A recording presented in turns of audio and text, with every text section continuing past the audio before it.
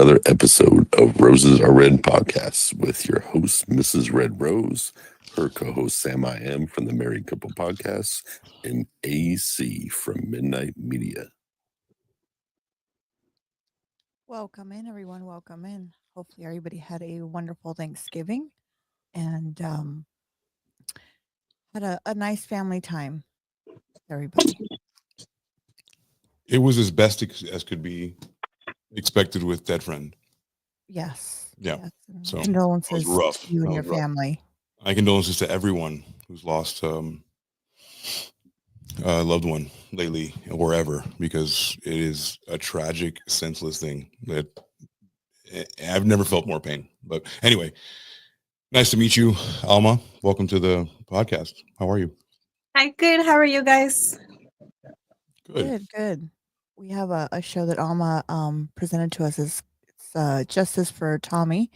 And Alma's going to explain this to us and explain the story and go into details with it with us and let us know about this story, because it's a very tragic story.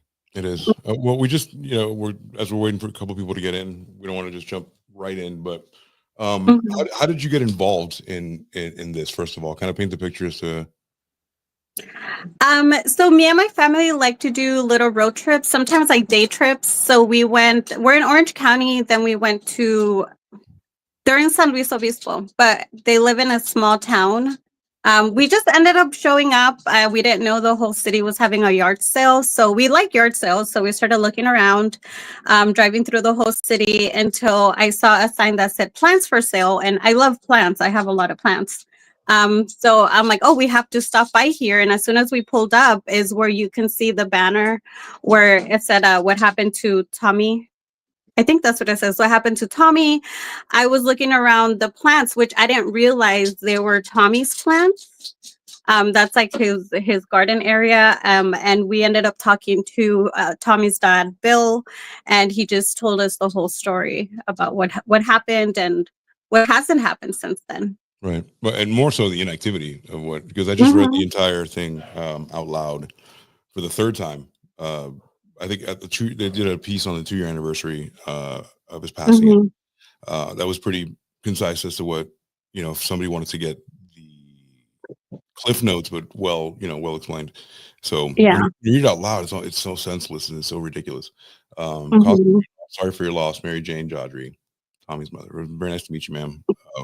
My condolences as well. I just got to take a deeper look at this, and it's really look at this, and sorry. No problems. So yeah, it was really hard to get through, just because he's of his age, and reminded me like the same things I used to do when I was 21 years old. It's a normal kid. So live streaming it always. Thank you. I'm here. Nice to meet you, Bill. Nice to meet you. I said your name several times when I read it out loud. I have to do that to kind of have it so I can feel it, because it's different when you hear it out loud. You know what I mean? How did you? Sorry, Rose. Go ahead. I said my condolences to you and your family too. The story is wow, because I've got young kids that are coming of age, and hearing the story, it's scary, especially it's not too far from where I'm at here, and so it's definitely does touch home a little bit. Stuff like that. I'm in Vegas, and I've heard of San Luis Obispo several times as a being Latin myself, and are you in OSL, or you said you were just outside of OSL, and then did you spend a whole lot more time there now? Oh, you're asking me or them? Yeah, I'm asking you. Oh, okay. That trip we just did Atascadero. We didn't really hit San Luis Obispo, but it's really close by. Atascadero. I mean, you get on the freeway and it's like, 10, 15 minutes? It's not that far at all. So it's pronounced Tascadero, right? But it's Atascadero. Atascadero. Well, that's how I pronounce it. Being Mexican, I pronounce them in Spanish. Right. I'm Cuban, so yeah. Oh, okay. I don't like you, but I have more marbles in my mouth. So so tell us a little bit about Tommy? What type of person was he? What he did? So he was 21, and he was I was gonna say blooming, but a blossoming artist. So his art is all over their house. It's so beautiful. I actually did get to spend time with Bill and Mary Jane, and yeah, seeing his artwork, he was really good. He was trying to get it more out there, and at the same time, he had a cactus stand. Which sounds small, but it's a lot of cactuses. So he was doing that. He was putting that on, I think it was Instagram. He was putting it up, having sales. He was always looking forward to like the next big sale that he was going to do. So he was really involved in his cactus and his art at the same time. Oh wow! So he loved cactuses. So he was a visual artist. What kind of visual art were we talking about? Like on canvas or charcoal? Stencil art, I believe. Stencil? Wow. Yeah. Beautiful. Cactus nursery. Oh wow. Okay. Those things go hand in hand. When you're talented in certain ways, you're also like almost like in tune with the earth. You know, like you were given these gifts, so you also are like you have a green thumb, or you can cook, or something goes along with it. And he was very musical too. He had a band when he was younger, and you know, he just seemed like overall those kind of people that if you get into something, you're automatically good at it. Right. You just like natural virtuoso type people that are just like, oh, that's graffiti art. He made stencils of his art. Wow. It's amazing. Do you still have some of those, ma'am? Oh, he was a guitar player. Wow. Renaissance man now. Oh yeah, for sure. Yeah. And it's so all over their house too. And they still have his room set up the way it was. So his art is all over his room too. You know, hard question to ask. I wonder when I see parents go through that kind of grief and keep the room intact. Is it cathartic to see the room intact, or would it be? I don't know. I guess everyone's different, but like, I don't know. For me, I'm not sure if I'll be able to keep the room forever. You know, you have all this guitar, definitely, but you know, as if you know, like my friend just passed away brutally. Like if you know, I kept his man cave the same forever, even though I guess I'd use it as more than a boy's room, but I could see the nostalgia in it for sure. So tell us a little bit on him as going into the story, how he kind of met up with this gentleman and how things happen, like kind of maybe let's hear about the gentleman you're about to talk about first. See, like we kind of talked about Tommy a little bit. What was that guy like? He has a long history of sexual abuse. So from what I've heard is when he was younger, I think it was in middle school, he sexually abused, I believe it was a neighbor. So they lived in a different area. Then they moved to Atascadero to get away from that. And then he did have 3 sexual abuse cases of minors. Those were of minors. And I have the information here, but he has 3 cases. Yeah. And they were expunged from his record. The latest one being in 2003. And then he was, name? David Allen Knight. David Allen Knight. So he was 57 at the time when he met up with Tommy. Right. And he was able to petition himself to get off the sex registry list, which I have no idea what judge okayed that.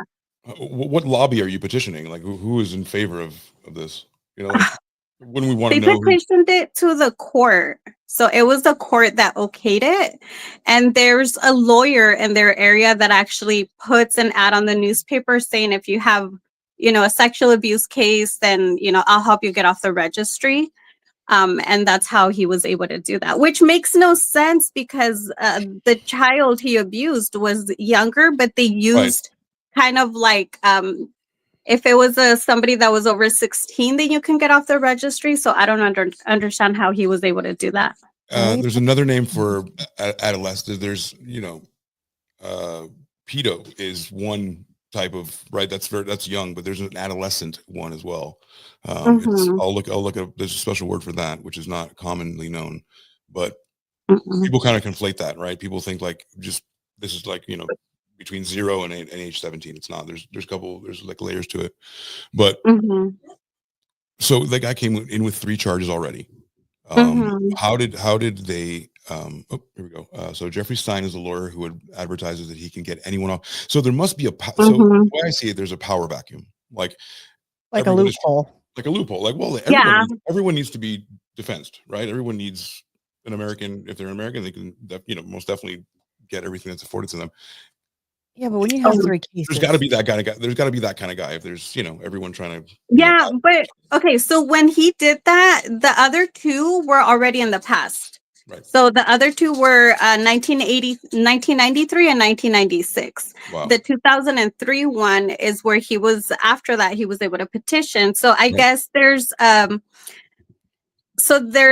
okay, I'll just read it how I wrote it down. In 2006, Knight's defense attorney motioned the court to lift the mandatory registration requirement because of a state Supreme Court case that rendered unconstitutional the mandatory registration for defendants convicted of non-force on minors age 16 or 17.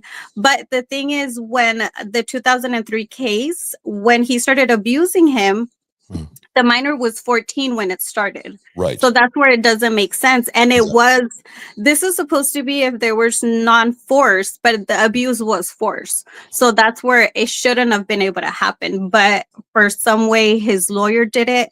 And the lawyer didn't go to the court case. It was his daughter. So maybe the fact that there was another woman there, or there was a woman, then they probably thought, oh, well, he can't be that bad. Right, I don't know. That's just speculation, right? Optics for sure. Like, if, Yeah. Same way Harvey Weinstein goes in the thing, he's in a wheelchair, he's dying. Like, please don't give me 1,000 years. It's just, everybody tries to play the sympathy card. Now,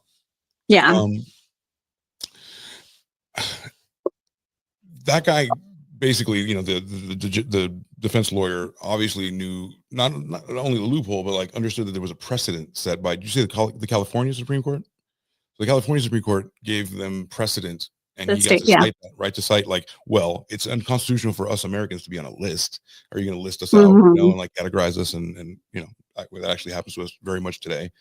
Fast forward to today, we're putting ourselves on lists, right? But that was unconstitutional then, and it was ruled as such in California, which is not surprising.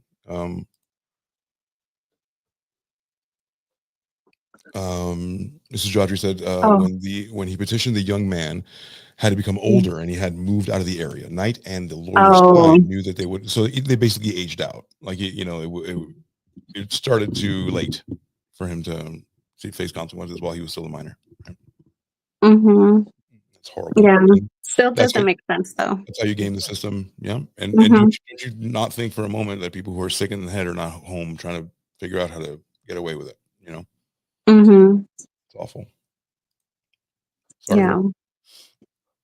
Right. So he just made it, right? It's like aging out of anything else. Like, this is your last year of this, which is horrendous. So like, are you disgusted, Rose? Like, this is like what this is what we like cringe at every week, is like, this is what it's just monsters. it's just sad, and it's disgusting to see that they get to just walk free and be like, oh, it's injustice. Absolutely. Okay, the case started at 14. However, he was 14. It took too long, so it's an injustice. Absolutely. But still, it shouldn't have been able to be okay for him to get off the registry list because he was 14 when it started, and then it was forced abuse. Absolutely. He wasn't, Was it sodomy? I don't know. Well, I think it's in here. Yeah, I have the info, but honestly, I don't really like to touch on exactly. Well, no, I mean the other ones. The other ones, like not. Yeah. I'm talking about, like, I want to paint the picture as to how he got here, and was he violent even then? You know what I mean? Was it always violent, or did he like gradually get worse?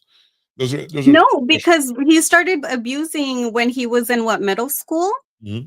So, I mean, I think I think personally myself that I think he's moved past the minors and he's moved on to young men, right. which his MO is just to give them a lot to drink. And, they can't really consent what's going on, or they can't fight it off. I mean, certainly. Yeah. And it seemed like reading that on the onset when I was reading it, and it was so hard to read that I had to just think for a moment that just wasn't alcohol. There had to be something more in there. Was there possibly was there a toxicology report or anything like that? No. No. No, the police department didn't really want to do their job. Of course. And that's the second part that makes it, frustrating, is that the detective, instead of trying to figure out what's going on, he just wanted to just kind of shrug it off, kind of just put it to the side, and they didn't really do the investigation they should have done. I mean, they didn't even try and get the what's it called? The cameras from outside the businesses and all that stuff. Right. They didn't question anybody. They let anybody come in and out of the parking structure. He didn't stop them. All that stuff. He's a I monster. mean, Yeah, absolutely a monster. Absolutely a monster. What? How else can you categorize this predator slash like charlatan slash like snake oil salesman? Like, it's the only way you can possibly mhm, categorize something like this. It's I would say unprecedented, but unfortunately, it's pretty horrendous. Man, I'm so mhm, sorry. I'm going to quote you for a moment here. It says the narrative and the summary of the incident. So this is, I believe, in Mrs. Jodry's words. So this complaint is in mhm, regards to the San Luis Police Department, Coroner's Office, and District Attorney's Office not doing their job, like Alma said. mhm, This has resulted in David Allen Knight not being prosecuted for my son's death. This is a very complex story that has video, interview, witnesses, historical evidence. mhm, I will present key points briefly. Much more I can be provided on your request, such as police reports, so eloquently done, depositions, body cam videos, and bar video at the end of August. 57-year-old mhm, Mr. Knight met with 21-year-old son at his cactus stand in Atascadero, and they ended up talking art. So mhm. I believe that. So Knight was like really. Did he really like immerse himself in what Tommy was like interests were? Oh And yeah, they reading the really, text messages, you yeah, can tell that he was just trying to, they were sending each other art, kind of making it seem like, oh yes, I'm into this art world too. I can hook you up with getting your art out there. always, yeah. So there was a lot of that, and in between, he was asking a lot of personal questions, like questions about his family, his friends. He was really making himself to be like the best friend, like I can help you in whatever you need type of thing. Yeah. When you step back and you see it's a 21-year-old Yeah. talking to a 57-year-old, you can see the imbalance, and you can really Huge see what he was disparity. trying to do. Huge disparity. It's like glaring. And his blood alcohol was 0.38, right? Is that right, ma'am? Yeah, 0.38. And that's like 5 times the legal limit. Like there's no Oh yeah. reason. And Tommy looked pretty slender, like he was strong, but he Mhm. looked so like, a bunch of alcoholics straight up and an open tab. Of course he was grooming, ma'am. Yeah, of course. It Yeah. was from the moment. That's like the definition of grooming. So Yeah. tell us a little bit, how did he meet him? Like how did this guy come in contact with him? Where did Tommy find Alan? Like was he at a park selling his artwork? No, it was actually at his home. So David His Allen Knight went to go buy cactus house. from Tommy at his home. Yeah.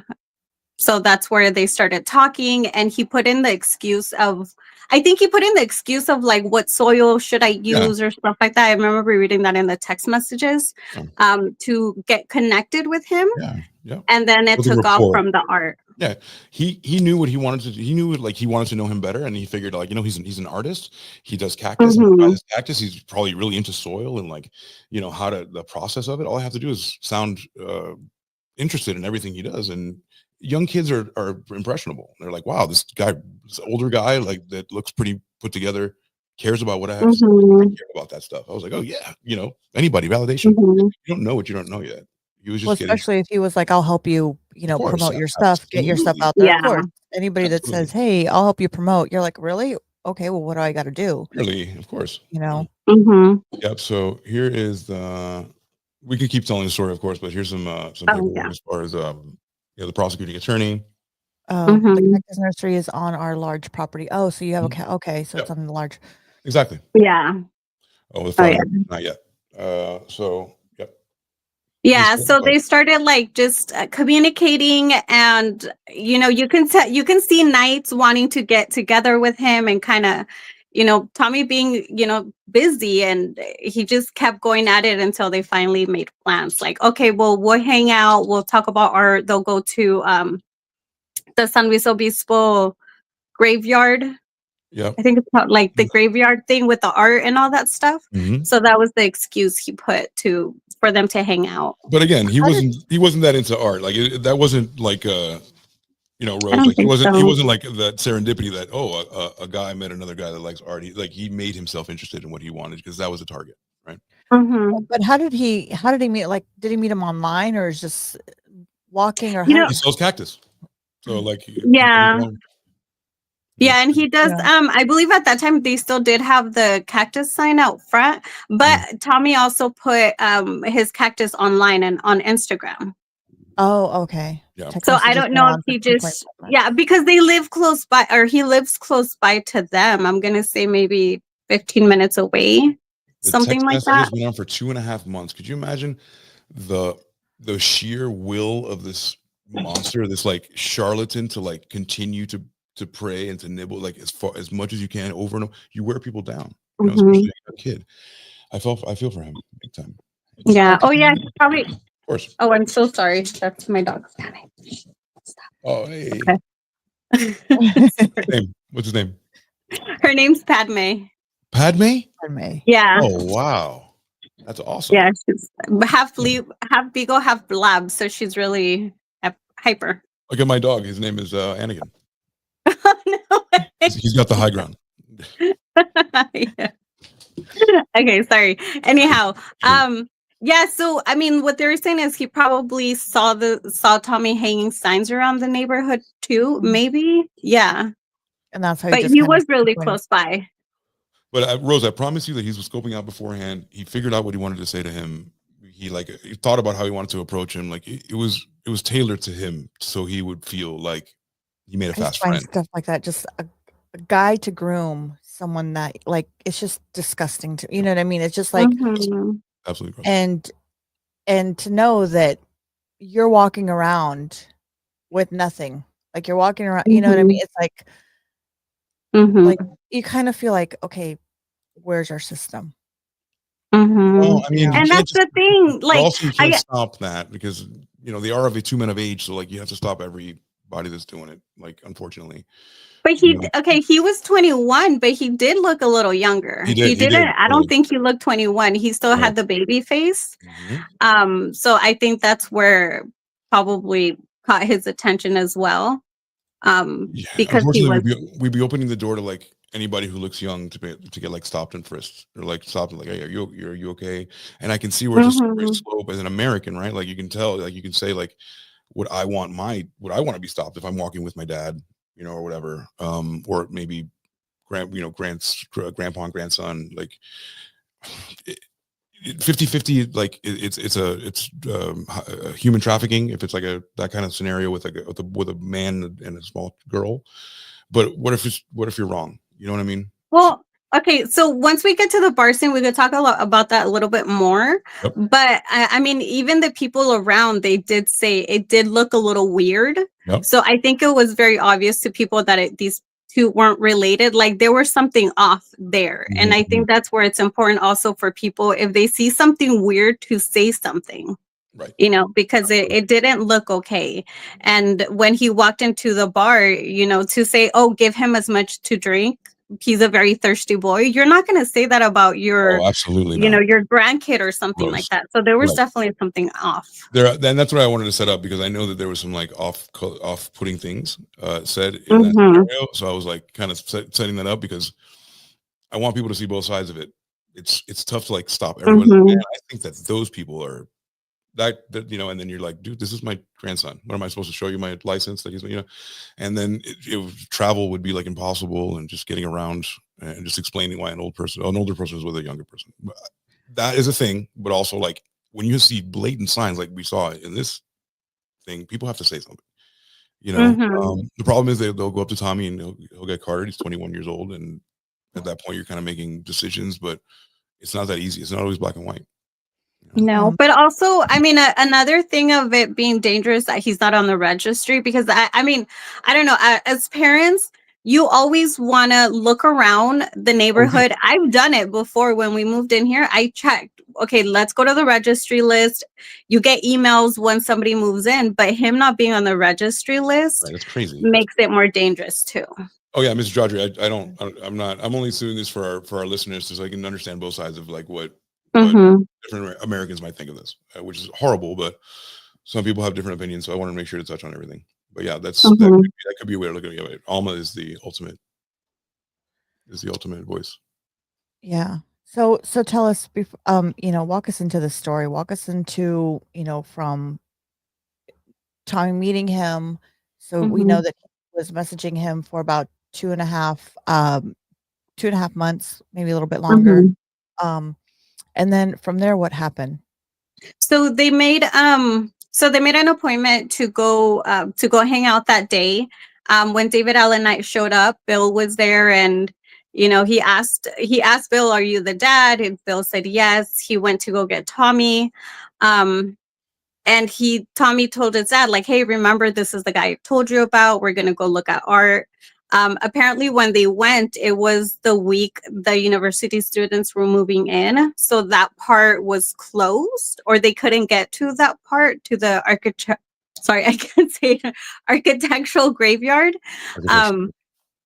Yeah, so it was closed. So they just decided to go grab lunch. And after lunch, they went to, it was somewhere at the beach. What is for the listeners? What is the architectural graveyard? So it's somewhere in San Luis Obispo University where there's a lot of art, and I guess they changed the art around as well. So I don't know if it's an inside thing or an outside thing. I'm not too sure about that. Got it. Yeah, but they just ended up going to just different places. Yeah, the architectural graveyard in Cal Poly. So they went to go have lunch.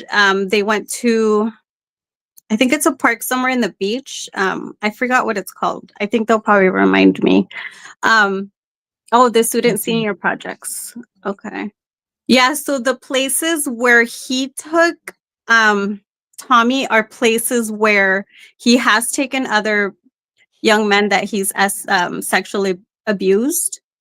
And then after that, I guess they just went to a few other places, and then that's where they ended up at San Luis Obispo, and they went to the bar.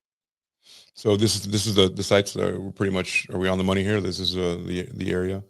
Hopefully. Yeah, which is pretty, as California as it comes, but wow, there are some. That's kind of scary. It's not gonna lie. It's not, I'm not gonna lie. That's not a place I would go. Sorry. Yeah. I mean, California. Now, was this at night? Faces. No, it was during the day. He picked him up at 2. Yeah. 2 in the afternoon. That's cool. It's a cool bridge, a very rustic place. Outside, very cool. It's a little that's just a little bit too scary for me to be there at night. Maybe during the day, maybe. That's just maybe. I don't even know if it's open at night, but yeah, it looks pretty cool. I might check it out myself. The Poly Pavilion. Wow. So this is where he was before he ended up going out. No, they were supposed to go there, but it was closed. Right. Okay. Yeah. Okay. Who knows? If it would have been open, maybe things would have been different. Picked him up at 2 p.m. I don't think so. No. I think he knew what he wanted. Yeah. Yeah. 90% of the time they know exactly if it's closed, open, or how to get them in the car and say, "Hey, let's go." And you want to, you're excited that someone's going to get your name out there, and you don't even check yourself. You're like, "Oh my God, this guy's going to help me. We've been talking for a while, and he's going to help, go look at this stuff." So definitely. Oh, wow. So from here, he picked him up at 2 p.m, and they got to this place and ended up being closed. From there, they went to where they go from there. So they went to have lunch, and then they went to, I completely forgot what's the, you never intended to take them there. It's somewhere by the beach. It's by the beach. And it was, I forgot what it's called, but I mean, it's a really pretty beach to go to. And I think it's a state park. Oh my gosh, the word is like on my tongue. But so they hung out there. They talked there for a bit. 3 restaurants. And there's a Frog and Peach, right? That's later. At the end, that's where they ended up at Frog and Peach. Gotcha. I'm going to share the Joseph Thomas page here so we can. There we go, Montana de Oro State Park. Yes. Okay, so they went from there that they knew was closed, they went to Montana del Oro State Park, Mm-hmm. and this is where they hung out for a little bit. Mm-hmm. Okay. So, do you want me to read a little bit of this? It says 5:30 San Luis. It's Obispo. hard. It's hard to. I know that his parents are watching. It's just hard for me to get through this. But it says in the instant that Tommy died, he fell from the third floor Marsh Street parking structure across from the restaurant. So I'm going ahead of a little bit because like we have to bridge the gap between like what we know now in the story. Like how do we get to that? Yeah. So what Yeah, I happened mean, from that to this point from here? Like how? Yeah.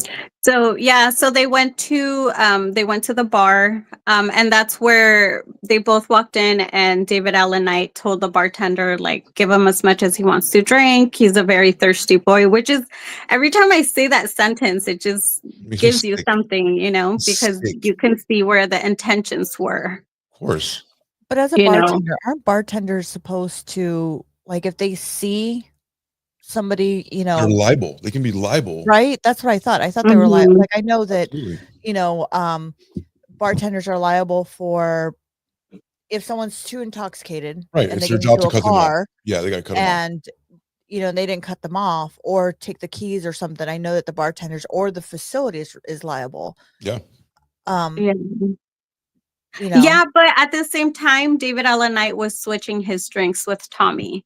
So it could have been where the bartenders didn't see how much he was actually drinking until they realized, like, okay, he's had too much, and that's when they cut them off. But in between there, that's the other thing, that if the police department would have done their job, they would have been able to talk to everybody that was at the bar and figure out exactly what they were talking about, because there are a lot of creepy moments, which is the only way I can say it, where he was he was like not respecting his personal space, trying to hug him. His hat, right? He'd pull his hat down, like it's like it's super weird, intrusive things that are just like, and then feeding him out. It's just all the predatory, like all of his signs are out, So Tommy wanted to see a comedy show. David Knight said, let's go get a drink. Tommy did not agree for 2 hours. The bartender knew David Knight. The bartender knew that one. People observing what happened in the bar, whose pictures are shown elsewhere on the website, where the people on the horrible scene, Marsh Street parking that's the weird thing. There was a guy that was sitting there, and I've seen maybe half an hour of the surveillance video of the bar, and there was a guy sitting right next to them for the whole time, and he left a few minutes after they left, which was even weirder. So I believe he was there the whole time, where nobody knows who this guy is. That changes everything. If he knows, if people know him, he's not like a stranger. Next, he says he took more kids there, and the bartenders knew him. Like that might have been his, like, his spot, where maybe they had his back there. That's the only thing I can think of. Oh, I hope not. I hope not. Both of the bartenders knew. That's creepy. Yeah, that makes sense. Like it's too connected, guys. I don't want to be a conspiracy theorist, but like, why is that happening? And the fact that he's still out there, though, Yeah. In the deposition of the bartender, they both knew him. Yep. The level of alcohol was like a major. It was a major issue because he was so many times illegal. I just want to know also why the bartender wasn't also, you know what I mean? If the bartender knew what this guy's intent, when maybe because they knew him, right? You know what I mean? Like, why aren't they even the bartender in trouble? Why is, do you know what I mean? Like, why does he still have a job? Because like, he gave him and then what it sounds like is that he gave him drinks, right? Like he gave him drinks. So to the bartender, it seemed like a normal amount of drinks, but he was doubling him up. And doubling them, switching them. Right, he kept like toasting him. Just kind of just making him more excited to drink more without even realizing it.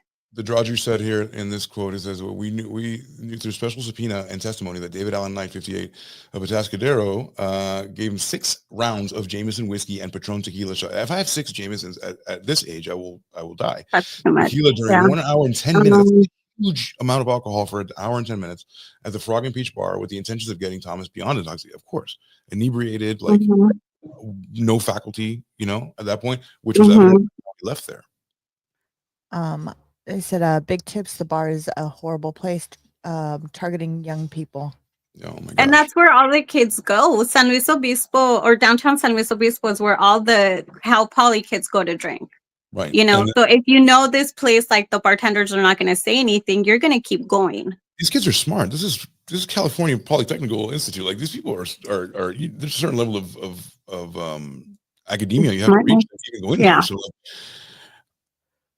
I don't know. Is it lack of experience? Just this worldly experience? The kids were just getting out there, man. They were just like getting out to experience life, and this happens. You know? According to the studies, oh, sorry, AC.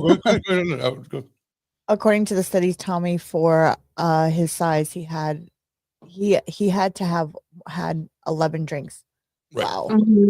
Because some of them were double, right?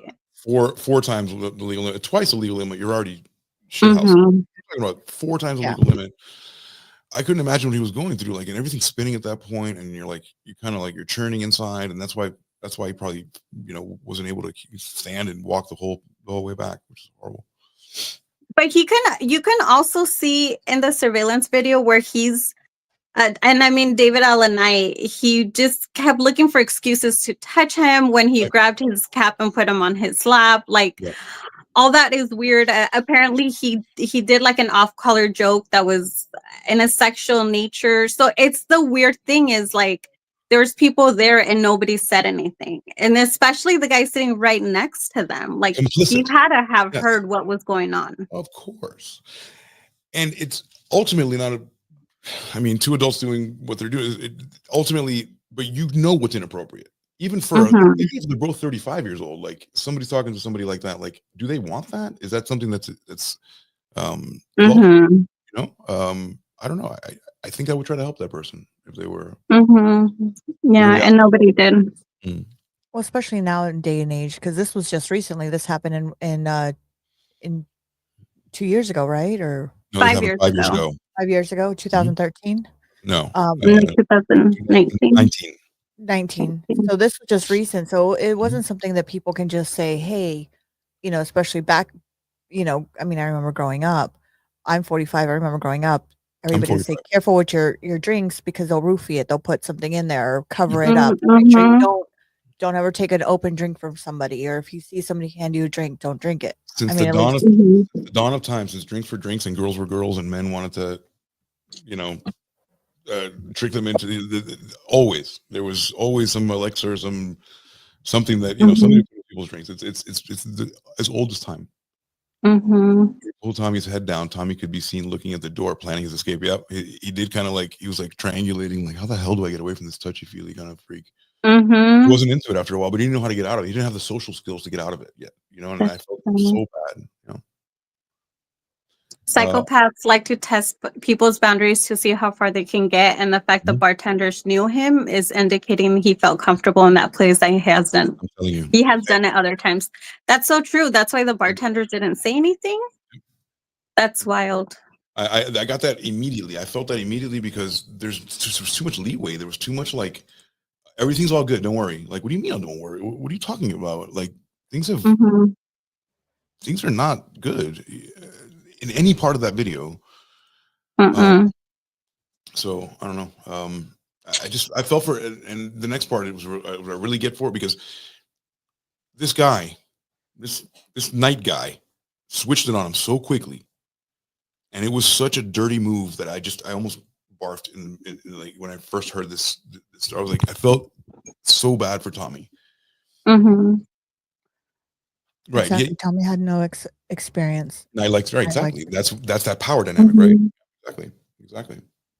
It's not always the power of knowing you know, and then testing him how far he could get away. And the sad part is that everybody around him saw it, knew what was going on, but still kept their mouth shut, which is the saddest thing for me. That just it breaks my heart because here's this innocent person that, you know, young in his 20s, wanting to go out like all of us in our 20s, you know, we all wanted to go out and have fun, but you know, but not with a person so wise and like learned in the ways of trickery. Like, you know how if he has 3 charges already, he's got plenty of experience on how to speak, manipulate, coerce, and you know, get people to do like little by little, the chipping away of it, right? The like, king, king, king. I won't get you today, but tomorrow, a little bit more, and then maybe a little bit more, and then it's one day.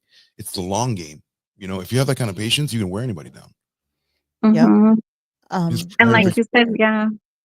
His prior victim said Knight was always sober, and he was sober. You can see where he just literally the farthest he did is just tap the glass to his mouth, acting like he was drinking, but he wasn't drinking anything. So he was sober. Can't afford to and be there are other victims though. Like those three cases are just from minors that spoke out. Right. There's a lot of other young men that haven't spoken out, and they have spoke out they've talked to the Jodrys, but they don't want to be named. They don't want people to know it's them, or like the ones in the newspaper that I sent you guys, in the 5-year anniversary. So there's a lot of victims that haven't spoken out. Right. And that's the craziest part, that they know there's an abuser out there, he keeps doing it. I mean, the Jodrys have already stopped 3 other young men that, he was in the process of grooming. And if it wasn't for Bill and Mary Jane, they would have been another victim. Absolutely. The police knew of these victims. Sometimes the victims don't want to speak out because they see something like this, that, nothing is going on. The guy is still free.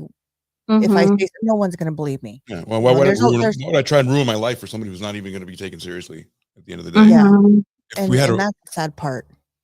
We had a justice system that actually, went through with it, and there wasn't so many loopholes. Like, we'll just wait for him to age out, or the lawyers they're paid to analytically think, and how can I get out of this pickle? Defense lawyers.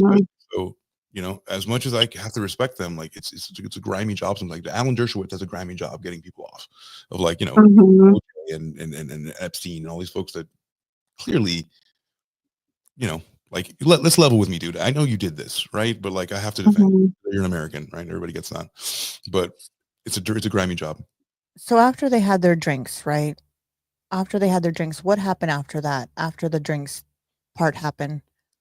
So they left, and Tommy wanted to get away from him. So he went to the opposite direction where the car was at.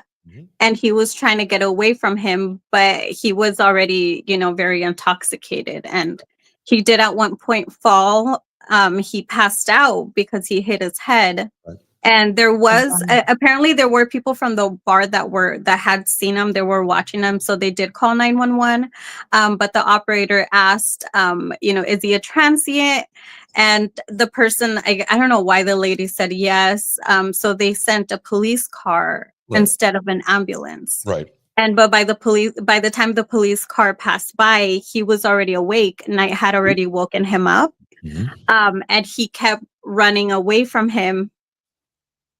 Sorry, this part always gets me very emotional. So he's running away from this guy. This guy's following him, and he screams out like, "Sorry, help me, somebody's after me." And nobody stops. Nobody stops him. He's just trying to get away. And I mean, just reading a lot of things, like, you can see how Knight was just trying to do the best way he can to kind of go after him, not make it too obvious in some ways. And right? Yeah, and almost like a Komodo dragon that bites you and then waits like a week for you to like, like the most horrible way to hunt if you were to be And one of the times where Tommy fell, his phone did fall out of his pocket. Knight picked it up, put it in his pocket, and that's where he ended up in the parking structure. And one of the best things that, Jodrys have done is they have been able to petition to get cameras in the parking structure, because there was no cameras at the time, which is very dangerous, because it's a city or a little town of bars. So why isn't there any cameras anywhere? That's insane, because that's where you don't really know what happened at the top. I mean, there was people that did see Tommy going up the stairs. 9 calls in 13 minutes. Yeah. Wow, the same dispatcher didn't seem to care. And you can hear by the recording, you can hear that he didn't really, like, they weren't really like rushing to it, until, Tommy fell off the parking structure, then it was there. Okay, so let's think about the parking structure here. We understand the at the end of it, which is it's almost incredulous to think that they get from Tommy laying down on the floor, obviously hurt. Now Knight has his phone in his pocket, which is incriminating enough. He walks away, right? Pretends he doesn't know him, and then pretends to be like a kind of like a bystander that goes like, "Oh," and then he did know him again. Is that right? Like he by when he fell, yes. So when Tommy fell off the parking structure, then yeah, Knight was kind of like, you can see in some of the videos in the picture that he was kind of looking, and that's where he got close to one of the cops, and he's like, "Oh, I know who he is. You know, his name's Tommy. But I don't want it to know that I was here," or, you know, he didn't want to give him the name. And I don't know why the cop said, "Okay, that's fine. I'll let you go." That's And that's where he, why wasn't that something that rose an alarm? Like, not even that. Yes. That's a huge red flag. Is that you, Mrs. Jodry? That's exactly. Yeah, she said in the picture, I am standing on the ground where Tommy died. I would imagine it's Mr. Jodry, and so this is Chief Rick Scott, so Chief of Police, offering his sympathy to the Jodrys and leading a vigil to their son Thomas. And I would imagine that the most important thing is justice for Thomas. We'll talk about that later, right? How we can get justice, but I'm in a similar justice crusade, you know, against the cops. So, like I said, just 2 weeks ago, my friend shot in the head senselessly, and these are almost just as culpable because they just let it happen. You know, there were so many chances to maybe just at least slow it down. Well, and the fact that he's still out there. Right, exactly. The fact that he's still walking around. And I'm sorry, like, I totally rolled my eyes. I didn't even realize when I saw the hug, because I don't see them carrying. No. You know, that I didn't, you know, and the 5-year vigil that just happened in October, I did get a chance to go with them, and I didn't see anybody from the police department stop by. So this must be an old picture. Remember, that's a blemish. That's a blemish. Yeah, there was nobody there, and they let it. Well, okay, sorry. I get really worked up because it's so like so much injustice, because it's like, you know, they didn't want to do their job. No. You know, you can see in the cops body cam, that's where they let him go. They didn't ask any questions. They didn't even take his name, like nothing. They let him walk away. And then it's just, you know, once the investigation happens, they didn't want to do anything. They didn't really do any kind of investigation. Well, the more they do, the more questions you and I, John Q. Citizen, are going to have, right? Because the more expository, like, well, this happened, and then you have to keep it vague, right? You have to keep it vague so we can all get our story straight later on at the precinct. I hate to say that, but it just happened. Yeah. You know? It says in the picture is from 2002, the new chief, and he did seem to care. So this is the new chief. 2022. This particular picture is the new chief, so he actually did care. She felt it there, but maybe the other one was not checked out. Like it was. I'm gonna say I don't believe it, because they let the statute of limitations run out. Oh. So it wasn't until it was 3 months past the statute of limitations that they said, "Oh yes, he should be charged with involuntary manslaughter." So you don't think that? So they let it run out. I really think it seems like it was done on purpose, because why 3 months? Why couldn't the cold case detective realize, hey, this is the cold case, the statute of limitations is gonna run out. Let's rush it. Let's reach out to the parents. Let's talk to the parents. But they didn't do any of that. Exactly what I was going to say. Like, why can't we interview these folks? Why? The same reason we don't know what happened to 9/11 until 65 years later. Everything's sealed until everyone passes away, and then when you open it, you realize it was us all along. You know, like, yeah. I just don't understand. It's so perfectly done in front of our eyes that we don't even flinch. It's ridiculous. Now, for some of our viewers, how did now I know this is going to be hard to talk about. How did Tommy pass away? Well, that's the thing, that it's not really known, because there was no cameras there. Sorry, that's my dog again.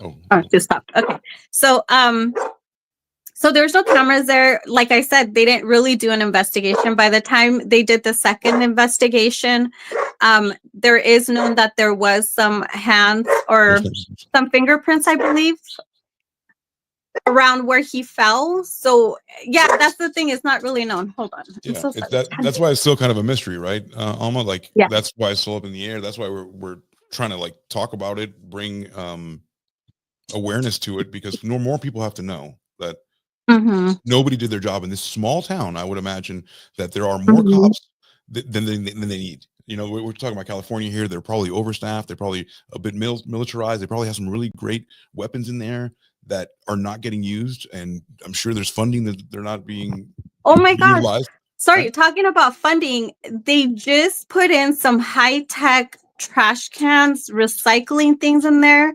Always So the they case. put all that money into trash cans, but not really make sure that there's like safety Community is everywhere. safe. Hey, And that just happened recently. That's Right. like brand new. Could Like you they put imagine? all their money in places that don't really matter, where they should Exactly. put in the money to make sure at least the Cal Poly students are safe. Let's get a on staff psychologist, a few of them, people who can de-escalate. People do, you know, like not every situation is a gun situation. There needs to be, especially in a town like full of people who are intelligent. Obviously they are. Like there's got to be, the police have to match that intelligence as well, right? I'm sure the cops around MIT know how to deal with those folks. You know, the special kind of cops. Same thing. You have to tailor to where you are, and it's not always a violent thing, and it's not always just live and let live. Sometimes it would go a long way if officer said, "Hey, who are you? My name is Officer Bob," and maybe find something, right? It's rich. I'm sure it is. So yes, it is. What are you doing with this riches? Oh yeah, so yeah, moving on to what happened that night. Yeah, Sure. so when David Allen Knight told the cop, I know what's his name, he gave him his name, the city where he lives in. Yeah, he was trying to tell people, or he tried to tell the cop too, oh, I think he got hit by a car, and the cop said no. And once the ambulance got there, David Allen Knight kind of moved back to where the crowd was at, and he tried telling them too, yeah, he got hit by a car. So he was trying to make it into a thing. He was throwing confusion, and then yeah, and then when he's walking away, you can see that he's patting his pants to make sure he still had Tommy's phone on him. Right. Why was that important to have Tommy's phone? Because it had evidence on it. Yeah, and he did text Tommy, "Where are you?" when the ambulance was there. Yes, I read that. Yep. Yeah. Do you think it'd be the right time to play this video? Oh yeah. That? Okay. This is from the Tribune, right? Mm-hmm. They definitely, Tommy fell from the third floor, landed on an awning. Yeah. Can you imagine? Oh my God. Can you imagine? Scared, man. Like, jeez. I'm interested in the safety of this parking structure because we've had 3 people that have died falling from these parking structures in San Luis. What's the main take on this person? What do we know about her? And is she on our side? Is she defending? That's Tommy's mom. Oh, okay. I'm sorry. Okay. I was about to say. It's like the name's right there. I was about to say, okay, I didn't read that. I'm so sorry. I'm so sorry. You look totally different in the picture. I was about to say, like, what are you gonna say? Oh, and I really would like to see. I thought it said safety advocate as far as like working for the thing. I didn't even see your name. I'm so sorry. This not happen to anybody else. The last one was my son 2.5 years ago, and we've been talking about the parking structure safety, and still nothing has been done. These windows were never completed. I have some pictures of a parking structure in Los Angeles. They have grids that are fitted to the insides of these windows. Well, as you can see, these windows are pretty easy to fall out of. I'm not even very tall, and I could probably fall out of this. Ma'am, you sounded like a professional, like you knew like the inner workings of the structure. So you had me fooled there for a moment. I was like, but yeah, I mean, I'm sure she became like both of them became like extreme, like you know how these things are built and all of their shortcomings, right? Like they were missing these grates, correct? Right? Oh, she is. I think she's frozen. She's frozen. Okay. So I guess to you, Mrs. Jodry, sorry for not seeing you, but like I would imagine that you had to do a lot of homework really quick, right? And the number of deaths and structures is 8. Wow. Like you would think at this point, like people would have picked this up, you guys. Like, come on. Like how many people have to suffer before things like change is so slow, and it change money and change, like there's so many people in the pot with it. Just fix it so no one else gets hurt. We live in the richest country ever, and we can't afford a grading so people don't. I'm sorry, did you want to say anything before I continue the video? I'm getting upset. I mean, the parking structure still looks the same. Yeah, which is nothing's happening.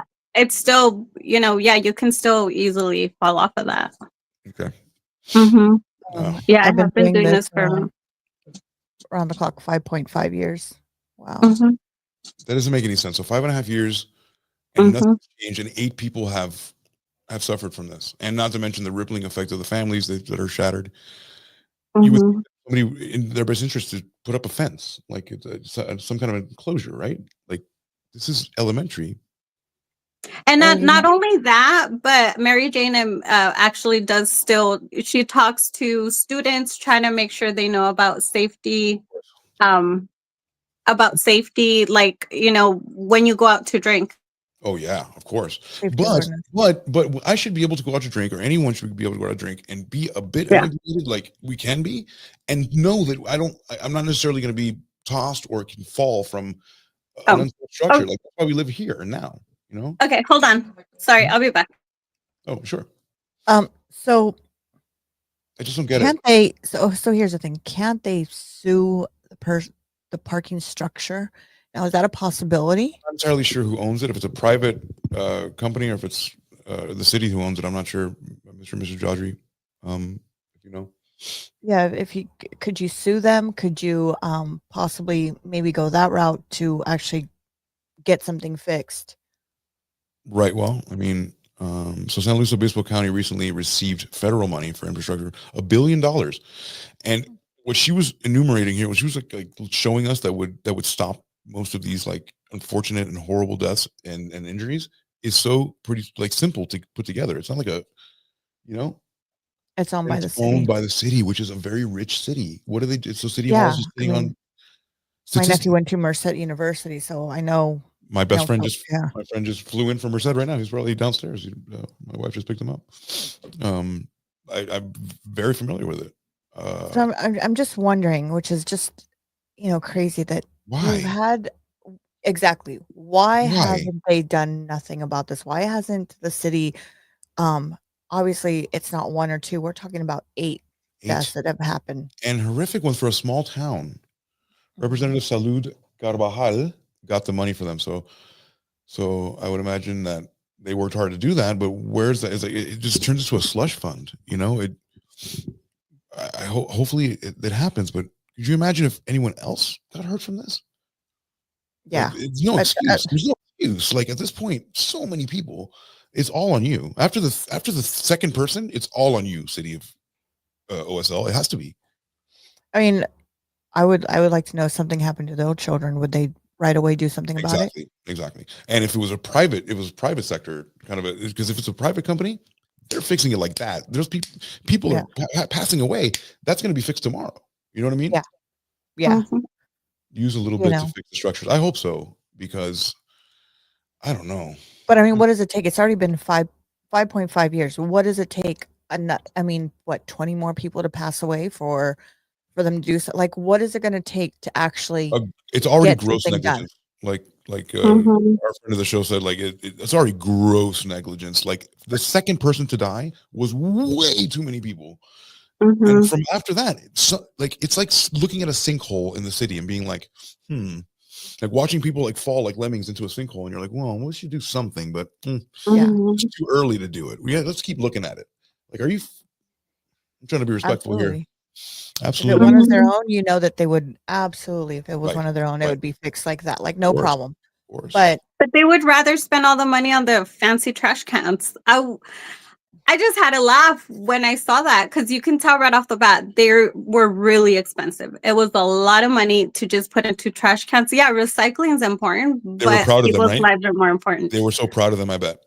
I'm especially pretty sure young they were. people's lives. We're not Like- talking about, these are young children.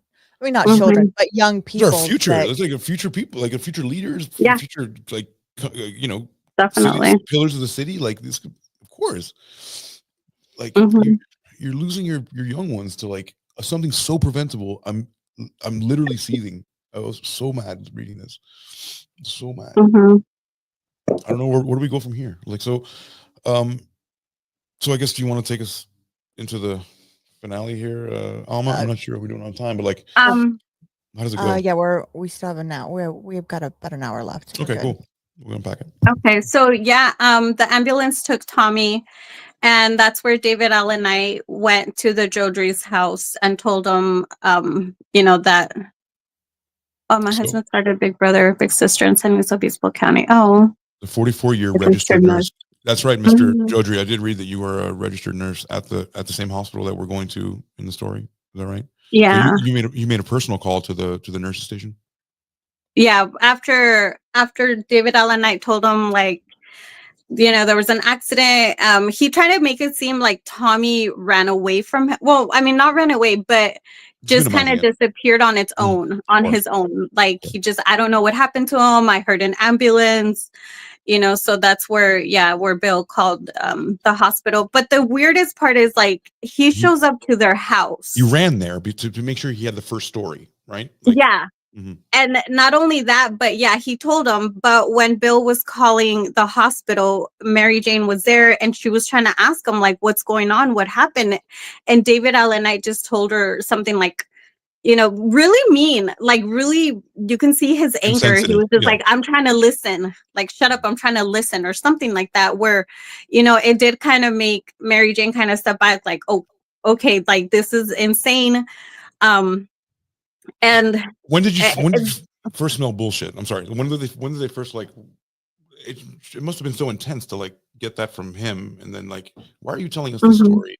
And why are the police not here? Like, when did they start smelling bullshit? Exactly. And that's, I mean, I'm not sure, to be honest. I think they could probably tell you something more about once, after all that. I know up until then, I don't know. And then I kind of know about the crappy police investigation. Oh my God. It was insane. The cops didn't even want to tell the Jodrys who was with Tommy, which they kind of knew, but they were trying to protect him. Well, why? The detective actually told them, like, oh, he's probably at the wrong place at the wrong time. We don't want to taint his image or something like that. Why? Okay, so let's put a Rose. I know you're gonna want to know this. What did he have? What did Knight have over the cops, or what kind of pillar of the community was this man that people are willing to stick their neck out for him? Like, why was he supposed to be protected so much? Right. He was Tommy's phone, which had blood on it.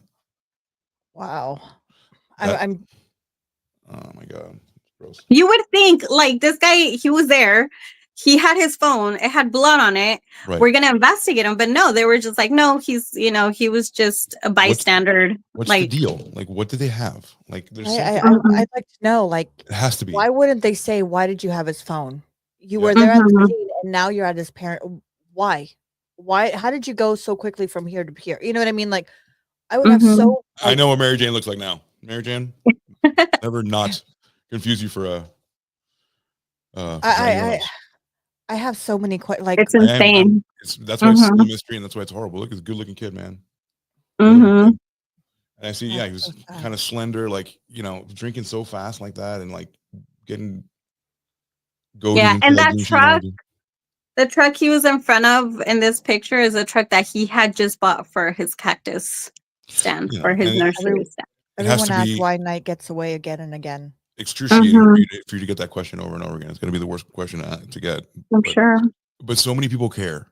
Like, I want to let you know that, like, I instantly, as soon as I heard about this, I cared very much. And whatever you guys need from us, like, this is the least that we can do, is at least talk about it and get the story out. Because get the story out. And that kid was full of light. Look at him. You know what I mean? Like, he had a lot to give. And I have to say, it was a pleasure. Of course, it's been a pleasure to get to know the Jodrys. Like, I love them so much already. But learning about Tommy and, I did a video talking about him and getting to know him. And it was such a pleasure to, in a way, get to know him, because everybody has nothing but good things to say about him and how amazing he was, how loving he was.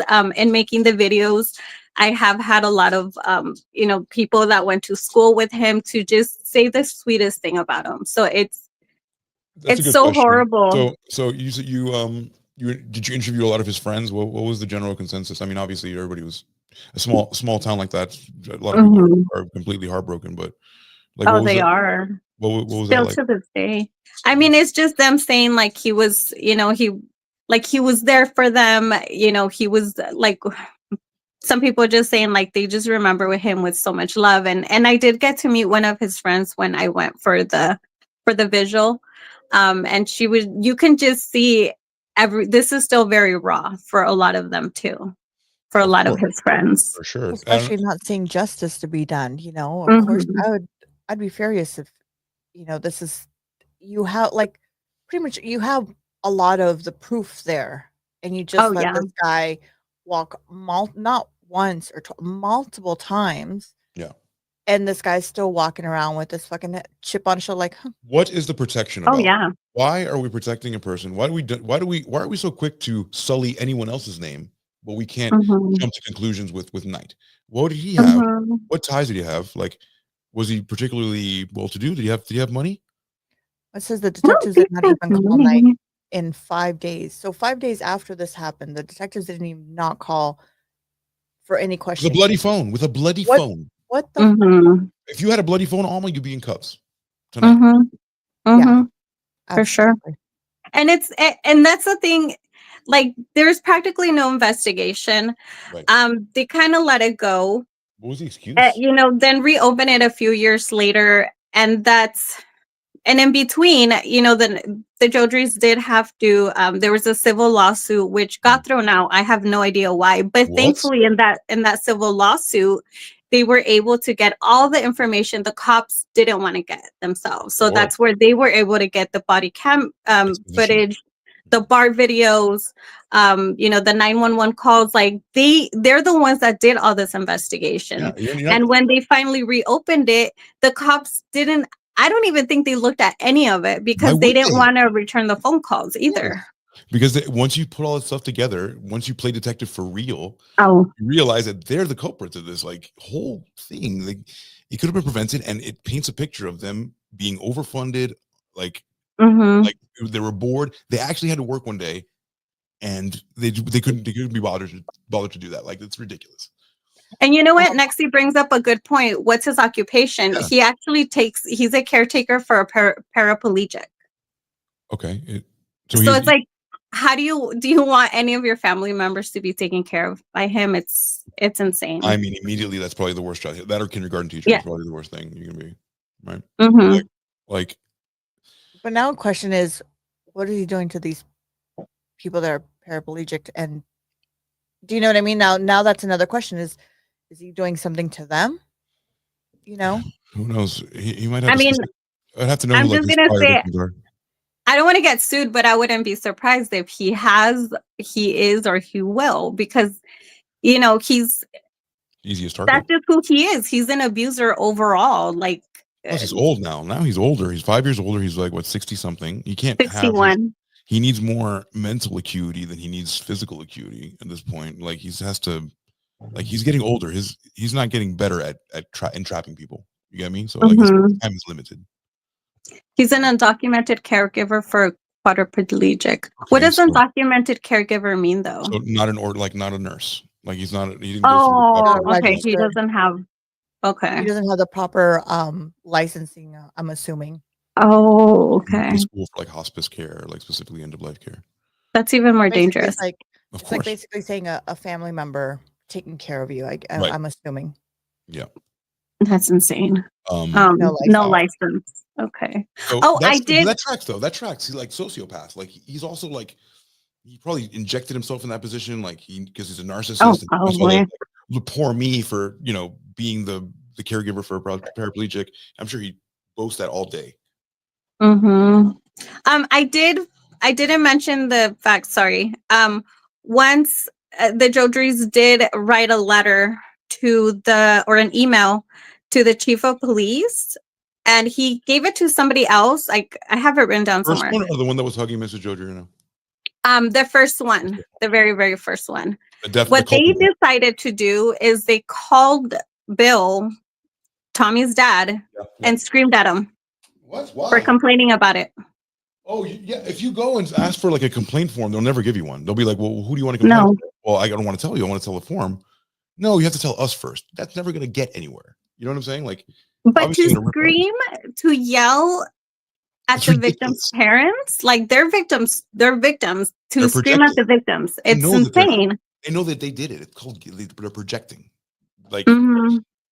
it's. I want to throw up. And his Mhm. article listed all of his prior arrests. Oh The wow. recent one, yes.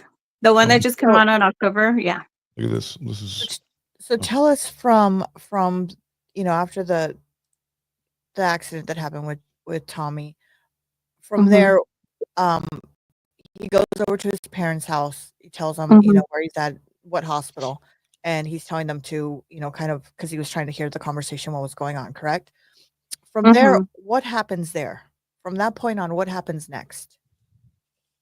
Okay, that's where they're gonna have to Okay. comment So it in. Yeah. Yeah. so then so from where you step in, also, we know ma'am. the If you story. excuse me, Rose, if you want to call in, ma'am, if you wanted to give us a call, I can. I give you my phone number or have her text it to you, and you can give me a call. I can run you through the board, and you can do it in your own words, or you can let us know with whatever you're more comfortable with. Mhm. Mhm. Mhm. A lewd act Oh, that's wanted right. found The in lewd front. out of. Mhm. Oh, so that is a person a special needs person, yeah? Mhm. Yeah, but the police never really looked into it. Of course not. No, This they guy, didn't. I'm telling you, this guy's royalty somehow. What Mhm. is he eating? Okay, phone in. All right, cool. Okay. You want to in the private chat send Alma the phone? Yep. Mhm. Yeah. Let's do it on my phone. Okay. You guys continue. So okay, Oh. so Uh-huh. from there on, what part do you know from? Okay, so then They're coming to know, sell us. Okay. Yep. The what? Because this Oh. part, right, Alma? This I'm is where sorry, you, what was that? is that where you stop? Is that where you stop in the part of the story? Oh, no, there's more. I mean, from the fact that they didn't do a police investigation, they didn't do one at all. Oh wait, hold on. Let Yeah, me that's my number. see it really quick. Okay. Okay, hold on. Let me text it. Because I was wondering, it's like, yeah, I think there's a whole nother side to this, beyond what we're about to talk about with the Jodrys. what a beautiful family. I mean, Beautiful, for real. You guys are happy for real. and just my heart just breaks, and it just makes me so furious and angry that there's this just man walking around for Yeah. other, And it's like other young people. Yeah. And He's not only destroyed that, so many lives. Do we know his whereabouts right now? Still living in the same house. Now he has the house all to himself, which it's really creepy, I'm gonna say, because in front of his house he has like huge industrial sized security cameras, which is really weird right off the bat. But he's in a corner house. So when you go towards the backyard is full of stuff. I'm gonna say, do you guys know the Garrido case where he had a little girl, he held her captive for so many years in his backyard? Yes. And he had like a junkyard in the back. The backyard totally gave me those vibes. Like, it's really, really creepy. And he's completely alone in the house because his mother passed away. No, so the house is all on its story. own. This is the story of Psycho, of Norman Bates. Yes. It's really creepy. Wow. Really, really creepy. He has to become like a pariah, right? Like he's like the pariah of the city. Like he has to be. No, actually, I haven't really talked about it in my videos. But so every city has a Facebook page, right? Yeah. Atascadero has a Facebook page. I believe he's one of the admins in the page. Oh, beautiful. And it's really weird to me. Like, it's super weird that he's one of the admins. Like, I don't understand. And I haven't said what's his social media pages because I do have them.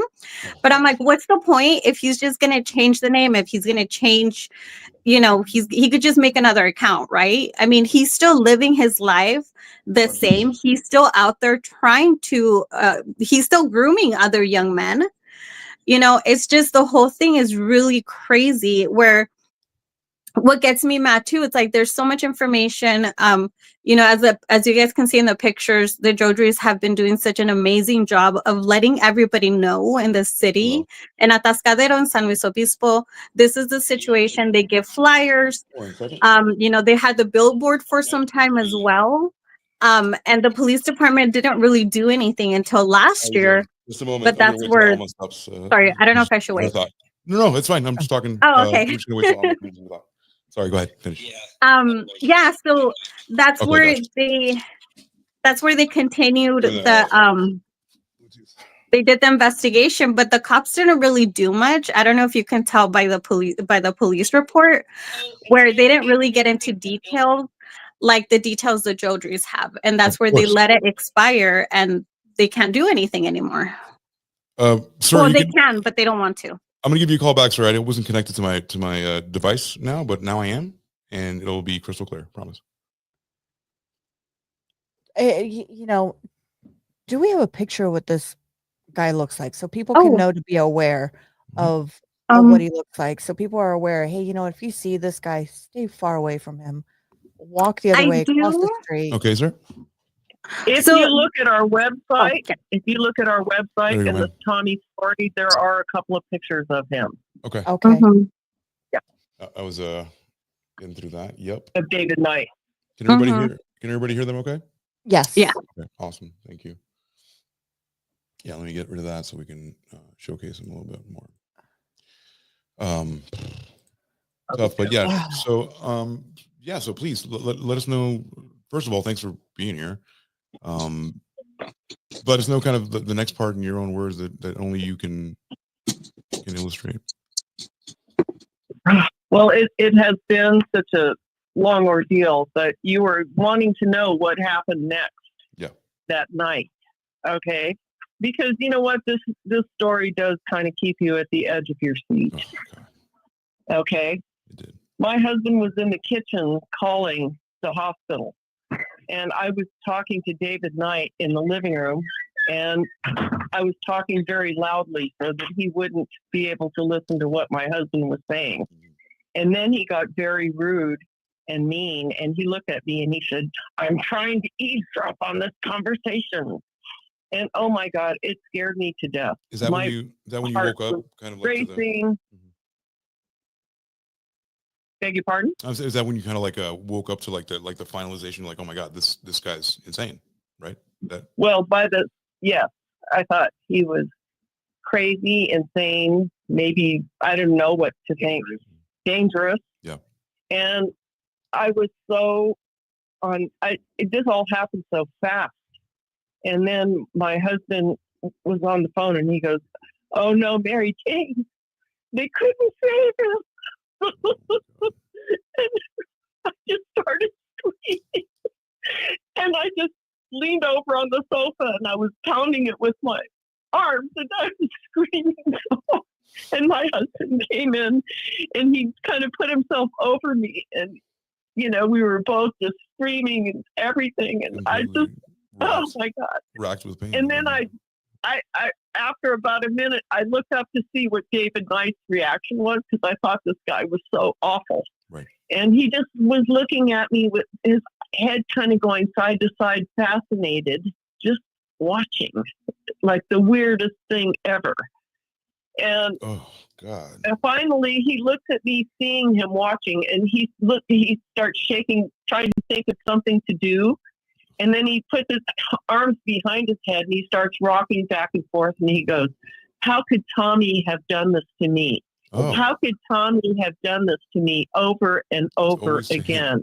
Narcissists do that all the time. Then, yeah, he turned himself into the victim. Wow. And then my husband was outraged. And my husband looked at him and he says, "I want you to leave my house." How did Bill not just, I mean, it's a strong-willed dude, because I don't know if I could have held that. So then I ran into our bedroom and I called my brother, who lived about 4 blocks away. And my brother had just had a heart attack a couple of months before, but I needed him to come. And I said, "Glenn," I said, "get here as fast as you can. The most horrible thing that ever happened has happened." I said, "I need you here now." And my brother was there within 2 minutes. It was about 10:30, I guess, when I called him. Yeah. And my brother walked in and David Knight was still in the house, just looking at us. And my brother walked in. Yeah, exactly. He was kind of looking at the door and looking at us. And then my brother walked in and it kind of startled David Knight. And my brother's a plumber and he's a little rough around the edges. He looked at him and he kept looking at him up and down and he goes, and he heard us screaming, and he goes, "What's happening here?" to David Knight. And David Knight says to my brother, "He's dead."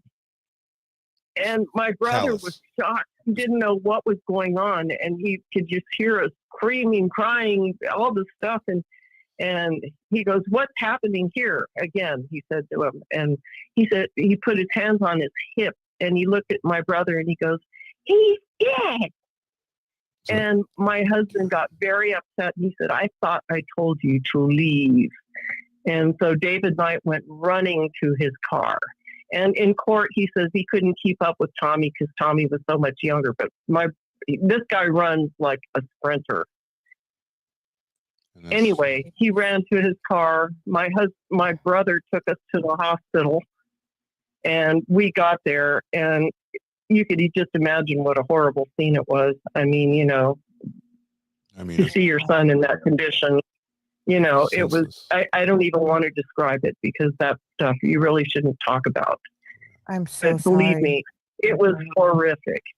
And then the police right away wanted to question us because they said, "How did you even know to come here?" But not. We hadn't even called you yet. And I told them how David Knight came to our house. Right. And, he brought the phone. And then he says, he said, I think David Knight, he said that Tommy got hit by a car. He goes, "No, that's not what happened. He fell from this parking structure."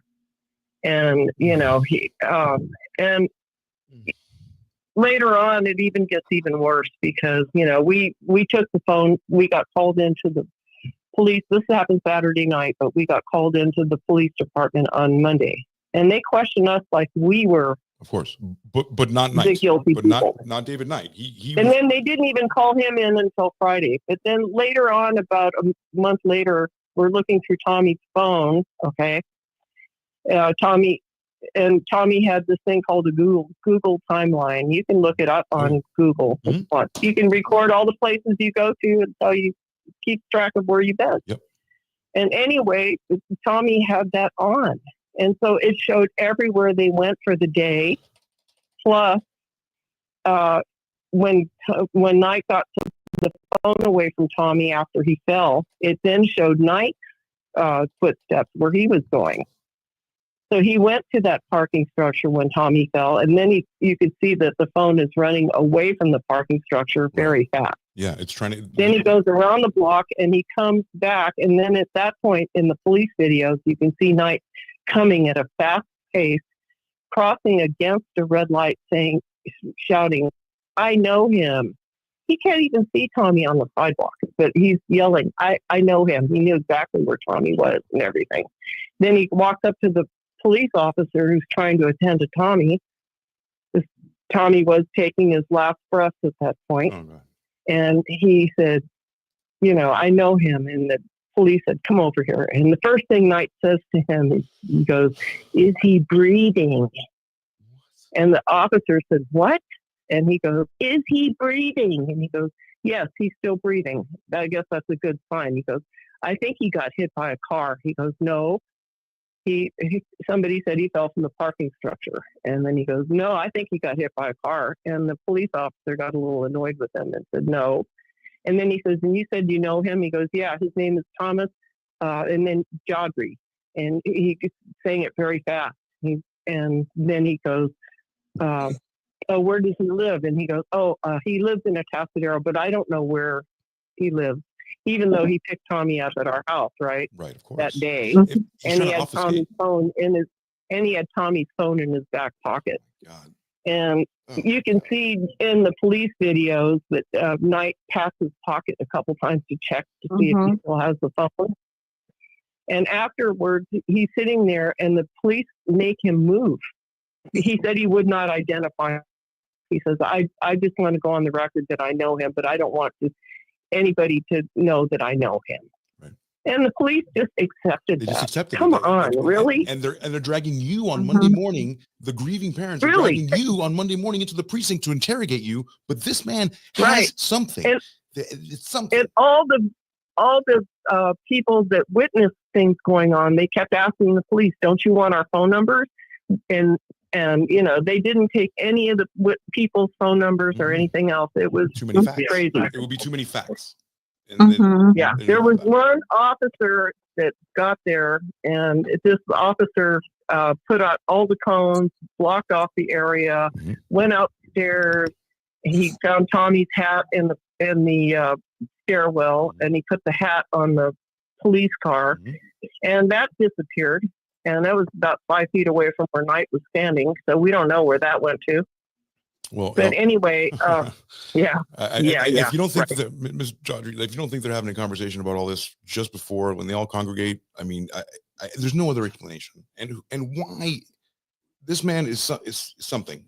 Something has to be like. There's no way that they're going to drag you in on Monday morning, and this guy is just getting called 5 days later when he clearly has evidence on him. I'm flabbergasted. I'm like floored. Oh my God! I'm so sorry. Awful. So sorry you went through this. Yeah, I understand. We couldn't, and you know, we're going through all of this stuff, and you know, I just couldn't believe this whole thing at the scene. So then Knight walked away when they start looking at when that officer went upstairs to check things out. Knight walked away, and someone who looked at the videos with me said, "Didn't you kind of wonder why Knight walked away when he did?" He said, "Now they're starting to go into the structure and look, so that's why Knight walked away." And then he walked across the street and he called Tommy's phone for an alibi, and he texted him. He says, "Where are you?" As soon as I read that, I said, "You clever POS." Because you think you're clever. You think you're clever, but I mean, maybe clever for 2019, but today I don't know. I don't know. That doesn't fly with me. I would, first of all, I would be investigating the crap out of that. I would be pinging cellular towers, triangulating his position. So we get to the hospital and the police are all over us asking us how we knew, and we said, well, he came to our house, and he said that he even tried talking to the officers and maybe identifying him. And he goes, the officer said, "No, what you don't understand is this guy absolutely identified your son." And he goes, "We want to talk to this guy." And I said, "Well, he told me they went to the Frog and Peach." So they went to the Frog and Peach bar. They got the bar bill and everything else. So they had all this information waiting for the detective on Monday morning to look at. And that officer makes another little report that he comes in that evening and nothing has been done. So he calls Knight. And he says, "Hi, I'm from the San Luis Police Department." He goes, "Yes." And he goes, "Why did you?"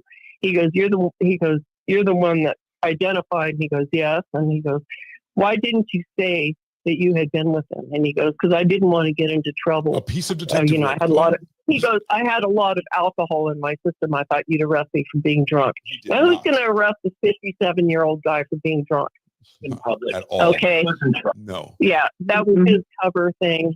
This guy has been doing this for years. And he got away with it. And even in the prior case where he molested that kid for 2 years, that was 13 to 15, in court, he blamed everything on the kid. Oh, the victim.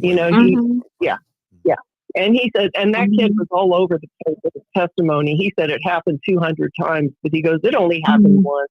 And by that point, the family had moved out of the area. So he knew that he could manipulate the court system in San Luis Obispo. And he hired Jeffrey Stein to get him off the sex offenders registry. I think they do something called it's when it's so shocking and so indescribable to the public, they do it quickly, they pull the Band-Aid, but then they put it in a deep freeze almost. They chill the conversation. So people, the news cycle moves on, people have to continue their lives.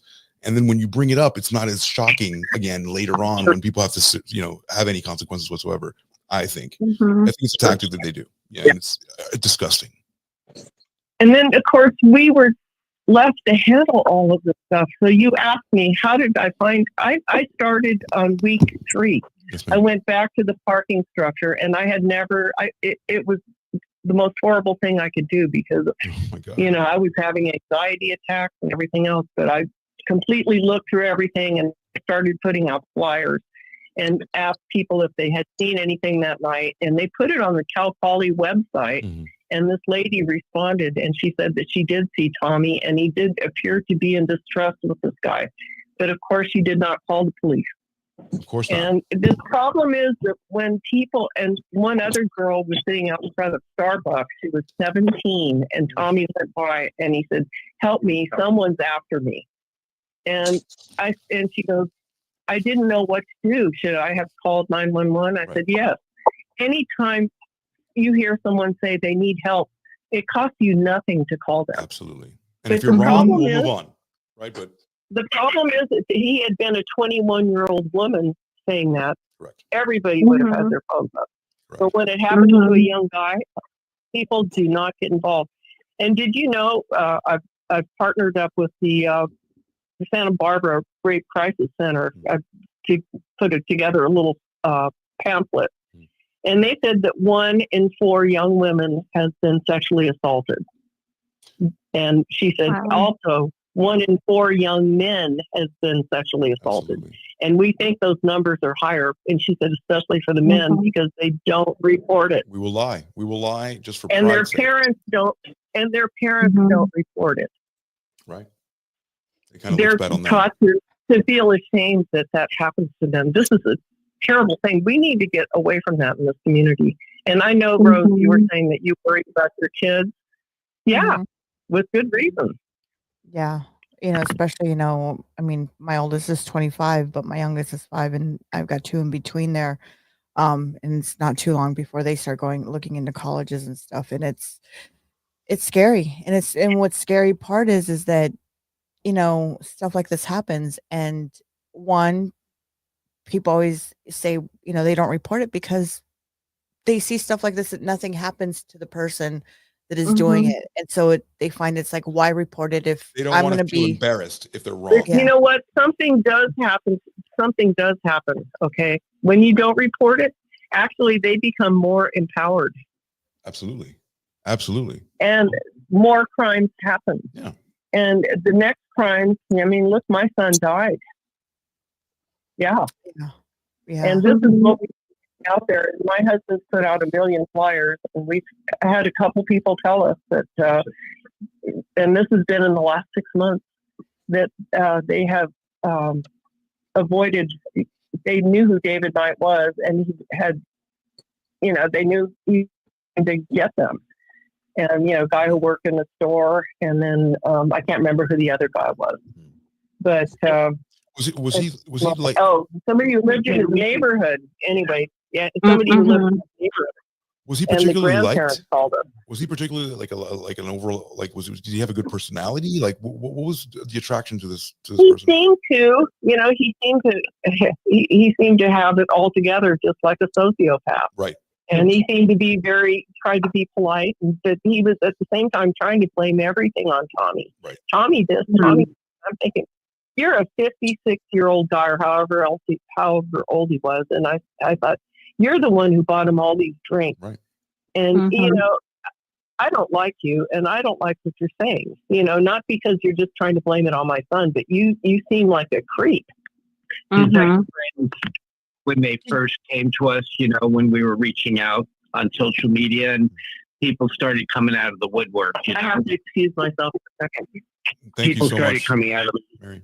woodwork to tell us stuff, and his ex-friends described him as a manipulative, narcissistic liar. That's it. Mm-hmm. I think Did you as parents, when when Tommy brought him to your house and you guys met him the first time, did you guys get that vibe, that feeling that this is not a good guy? Like, I know with my kids, when they have a friend, I'm like, I don't like that person. Did you guys get that vibe? I never met him before until the day he picked Tommy up. Apparently he had been there once before for sure, maybe twice. for Cactus. And then Tommy had related to me that he had met this guy who was going to help him market his art. And he was very excited about it, because Tommy was a budding artist and he was very good. Yeah. And he thought, oh my God, this guy, he just thought everything in his life was turning around for the better. He just asked this girl out and she said she'd go out with him. He just bought that 2001 Chevy pickup truck. Oh wow. you know, He was over the moon. 2001. He just wanted to hang out. To expand, he wanted to expand his cactus sales to flea markets. He was quite the entrepreneur ever since he's been doing the cactus sales since he was 12 years old. And and now he's got this guy telling him he's got connections to the art world and how great his art was. And so he just mentioned it to me that he'd met this guy. So then David Knight just showed up that day. Apparently they made tentative plans to go to that architectural graveyard, but they never solidified them. And but he showed up anyway. And I'm sitting there putting around the cactus garden. And this guy pulls up on my driveway and he's on his cell phone. I'm like, maybe this is just a cactus customer because Tommy advertised a big sale that weekend on Instagram. And you should go check out his Instagram site. The site is at 805 Xeriscape. And so I go knock on the window and I say, can I help you? And he goes, I'm here to see Tommy or Thomas. And I'm like, okay. And I said, well, he doesn't always answer his phone. Let me see if I can find him for you, you know, again, thinking he's a cactus sale customer. So I get to go down there to where Tommy's room was, and Tommy's already on the phone talking to him. And I sit there and I go, he gets off and I say, hey, Tommy, there's some guy up there. He says he's there to talk to you. He goes, Dad, that's the guy I was telling you about. He's going to help me, the one that's going to help me market my art. We're going to go to the architectural graveyard today. And can you watch my cactus stand for a few hours? And I'm like, sure. So I thought the guy was pretty rude, you know, the way he talked to me. I mean, you know, you don't talk to people that way when you're on somebody else's property, right? You're a threat, Bill. Like he saw you as somebody in the way. Yeah. So yeah, he was trying to dismiss me, right, you know? Exactly. And then he called Tommy anyway, even though I said I'll go get it, you know? And then so then Tommy says, tell him I'll be up in a few minutes. So I go up there, I tell him, and then it wasn't until Tommy came up on the driveway that he introduced himself. So then he said, I'll be back in, Tommy says, I'll be back in a couple hours, you know, meaning like 2 to 3 hours maybe. And that was the last time I ever saw him. I personally, my wife feels like I should have been able to see, you know, like I should have had my predator radar up, you know what I mean? Right. But I didn't. It's impossible to catch them all, Bill. It's It's hard. You know, it's really hard. It really does. I do not feel like Bill should have had predator radar on. Right. But I think that he should have you know, because I could see that Bill seemed rather worried all day. And I said, what are you worried about? I said, you know, he's just going out to look at some artwork. He's going to be back. And Tommy still wasn't back. And I feel bad. I should have called Tommy's phone. I should have called him. I should have said, hey, you know, your girlfriend wants to see you, or make some kind of excuse. But the other thing that we didn't tell you about was that as soon as before they went into the bar, Tommy did call his best friend, Jared. And he said, Jared, you know, I think he was asking him for a ride. And Jared said, you know what? He says, we're finally going to go look at art, is what he texted him. Because he was like, I've done everything else for this guy.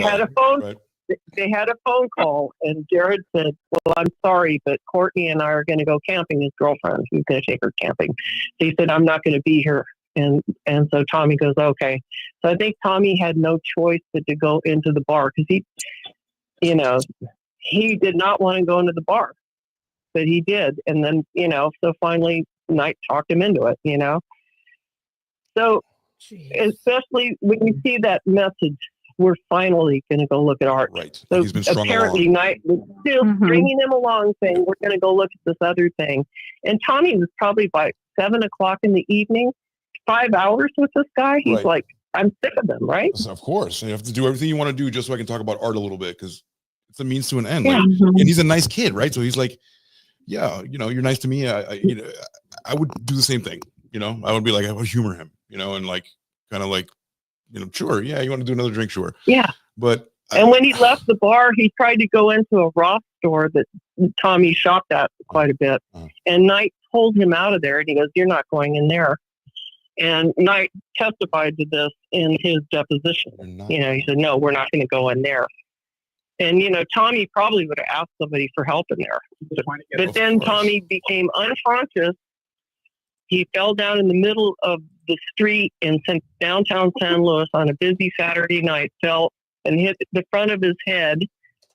And, you know, frontal head injury is a very dangerous thing. My husband's a nurse. I'm a radiology tech. We know these things. And Tommy was unconscious, and David Knight was shaking him and trying to get him up. And that's when the first 911 caller, she had followed him from the bar. She thought this is a very interesting situation. And she watched them, and she testified to all of this. And she said, Tommy, he gets him up. She's like, he's unconscious. You need to send somebody. And then the 911 operator, after a minute, she goes, is he just a homeless guy? No. And he goes, yeah, I think so. And then so it made her lose interest in Tommy. She just walked away. And she did say, but he looks like he's afraid to fly. And, you know, Knight was trying to do his touchy-feely bullshit, you know. Right. And then Tommy went and hid. And then David Knight, you could see, calls Tommy's phone so he can listen for the phone. Tommy answers it and hangs up. Then he calls again. Tommy doesn't answer. But then the third time, that's when we think Knight found him and took the phone away from him. And Tommy took him over to this bench to sit down. And that's when this lady who actually saw what happened, she said, yeah, your son was very drunk and he was yelling obscenities. And, Tommy was probably trying to get some help, even if a police officer came and said, you can't be talking like that. But anyway, Knight had his phone at that point, so Tommy couldn't even call for help. So then he went running, and that's when he saw the 17-year-old girl who said, help me, someone's after me. And then she said she saw Tommy fall again, and then he went walking across the street to the parking structure. That was the last time she saw him. But she did not realize that there was an older guy that was following him. Right. When you say you're a 21-year-old kid, someone's after me, you think it's somebody like maybe his own age. Right. So David Knight is like a chameleon. Yeah. But he followed him over to the structure because you can see the timeline in his phone. He walked to the structure. We can't tell if he went into the structure or not because it's all concrete and it's a satellite thing. But then when Tommy falls, at exactly that time, he goes running away from the structure. So we know so much. It all lines up perfectly, and this is not a Sherlock Holmes mystery where there isn't enough evidence. Just the tiniest infinitesimal piece of police work would get you to this, right? We're not sleuths; we just care a little bit, and this is where we literally solve the case for you. Can you please look into it? Like, it's so frustrating. And that's what's frustrating, though, that there's all this information, right? And okay, so the statute of limitation has expired, but the judge can petition to reverse the statute of limitation, but they're saying there's not enough evidence where, like you just said, in this short period of time, we have all the evidence. We've seen everything. And the state attorney general is looking into the case, but he hasn't done anything either. So that's where we need to get the attention. We need to get pressure into the police department for them to do something, because once you look into the police department, you look into San Luis Obispo City, and something's wrong there.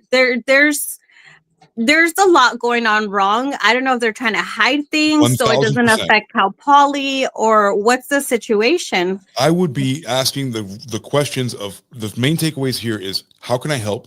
Right? If you're listening on Spotify or whatever, like, how can I help? The question, the main question is, what does Knight have on the entire police force, or the mayor, or whoever's making the call on high to make sure everyone's looking over their shoulder, like everyone's just incompetent at the same time? Really? This is like a Mr. Magoo, like Pink Panther kind of a thing. Like, are you kidding me? Like, everyone's just fumbling over each other. It doesn't happen like that. And then when we subpoenaed all of his phone information, you could see Knight calling this one person, and he talks to this lady every day. And he called that day. He did not call her, but as soon as he left our home, he called her immediately and talked to her for 45 minutes on the phone. Right, like, so we had, and then the next day talked to her again for 2 hours. So then we subpoenaed. We had this lady in court deposition, and she said, "Oh, I can't remember what he said."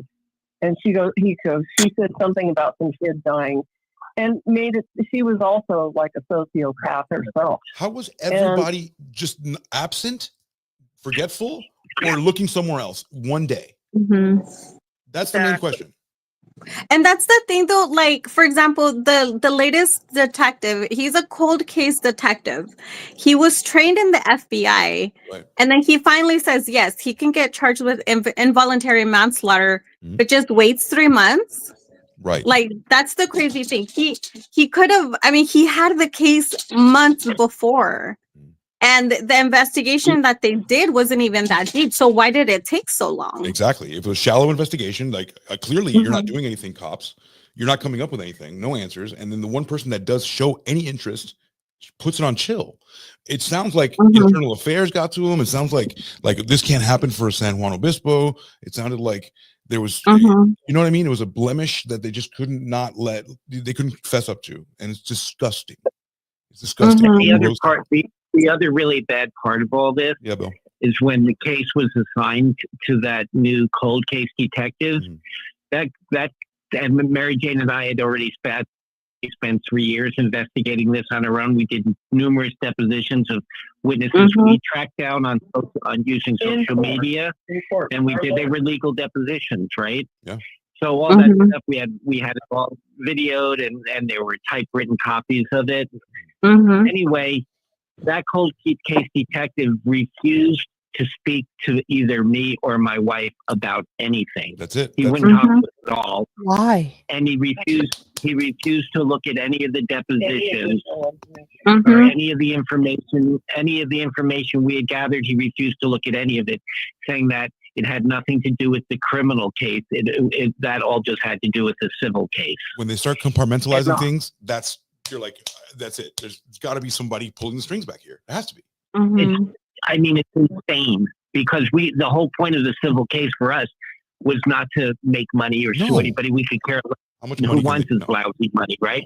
It was to gather information, to be able to investigate. In order to subpoena records, you have to have a case. You can't get the police videos or the bar video. You can't get anything. You can't do depositions without a case.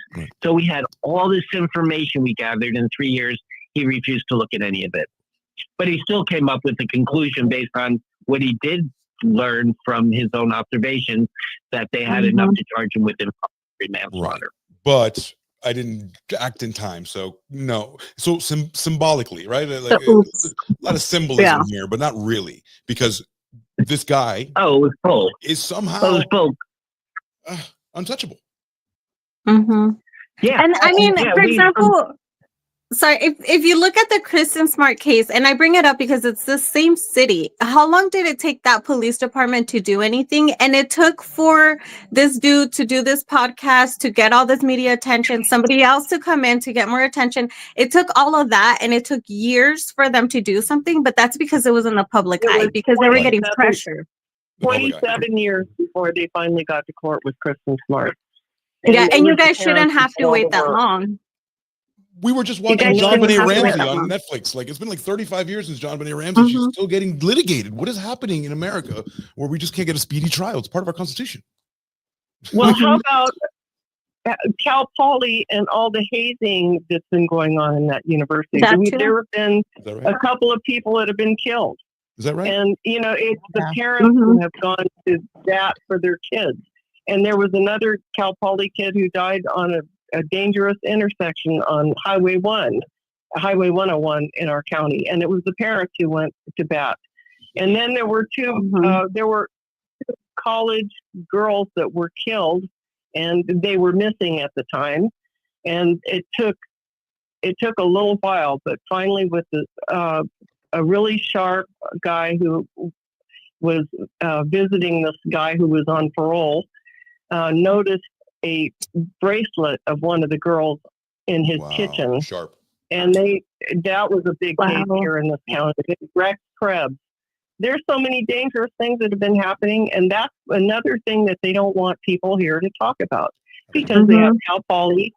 Oprah Winfrey said that, this is the happiest place in America, and they've been riding the waves of that for all these years with all the, the tourists and everything else. They don't want the town to get tarnished. Mary, you But just all mentioned I 10 want dead them children. to do, all I want them to do is to investigate and please make the parking structure safer too. Okay? I'm not asking for So- anything more than any other parent wouldn't be asking for. That was kind of what I was alluding to earlier too. Like how fast did you all, because you knew it was all on your shoulders. So how fast did you and Bill like have to become parking structure engineers, basically? You know what I mean? Like you took one, Well, I must have don't know dissected if we are or not, but we've tried. Yeah. And we have gone, we've taken our kids all over the world. Oh. Tommy got to go to Europe and other places with us. But every place that we've been to since then, I've taken pictures of parking structures and I've taken them to the city council in San Luis Obispo.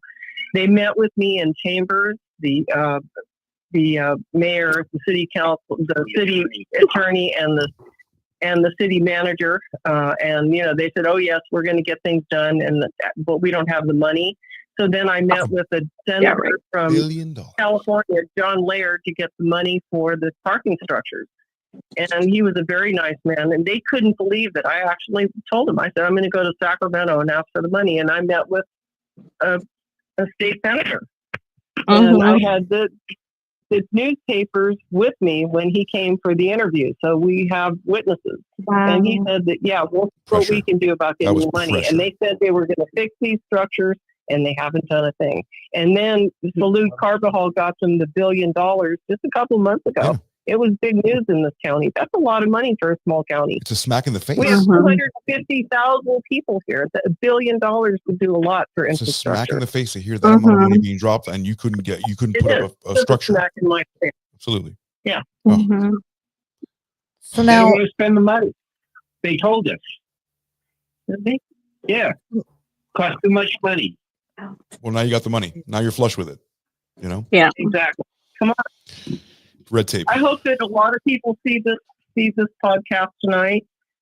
And I hope everybody shares this, because you know what? They say 9 degrees of separation. You keep sharing it, and there's going to be someone who knows some information here. And we need more information for the story. We also need more information to get to the people about the parking structures. Yeah. We need a grassroots pressurized thing. Everybody that we help, and you know who you are out there. We have 3 people. There's one I did not talk about tonight. But when you guys turn 30 and you tell me that we helped you, please send me a postcard and let me know you made it. Yeah. That's my thing. I had a meeting with the Cuesta College a couple of years ago, and I told them, I said, this information is just to keep you guys safe. And when you turn 30, send me a postcard. Yeah. Tell me you made it. That's beautiful. and what can we do to get this out and, and make sure, one, people are safe and they stay far away from this man? What can we do to help? What can we do to bring this awareness out even more besides, I know our social media accounts, post them out there, but what else can we do? Yeah, Mary, I'll tell you. I'll explain to you what I do. But yeah, you guys are in a wonderful position to say, hey, you missed it. If people didn't see your podcast, say you really missed an important one. And this is an ongoing thing, and you guys should see this. And please see it and share it.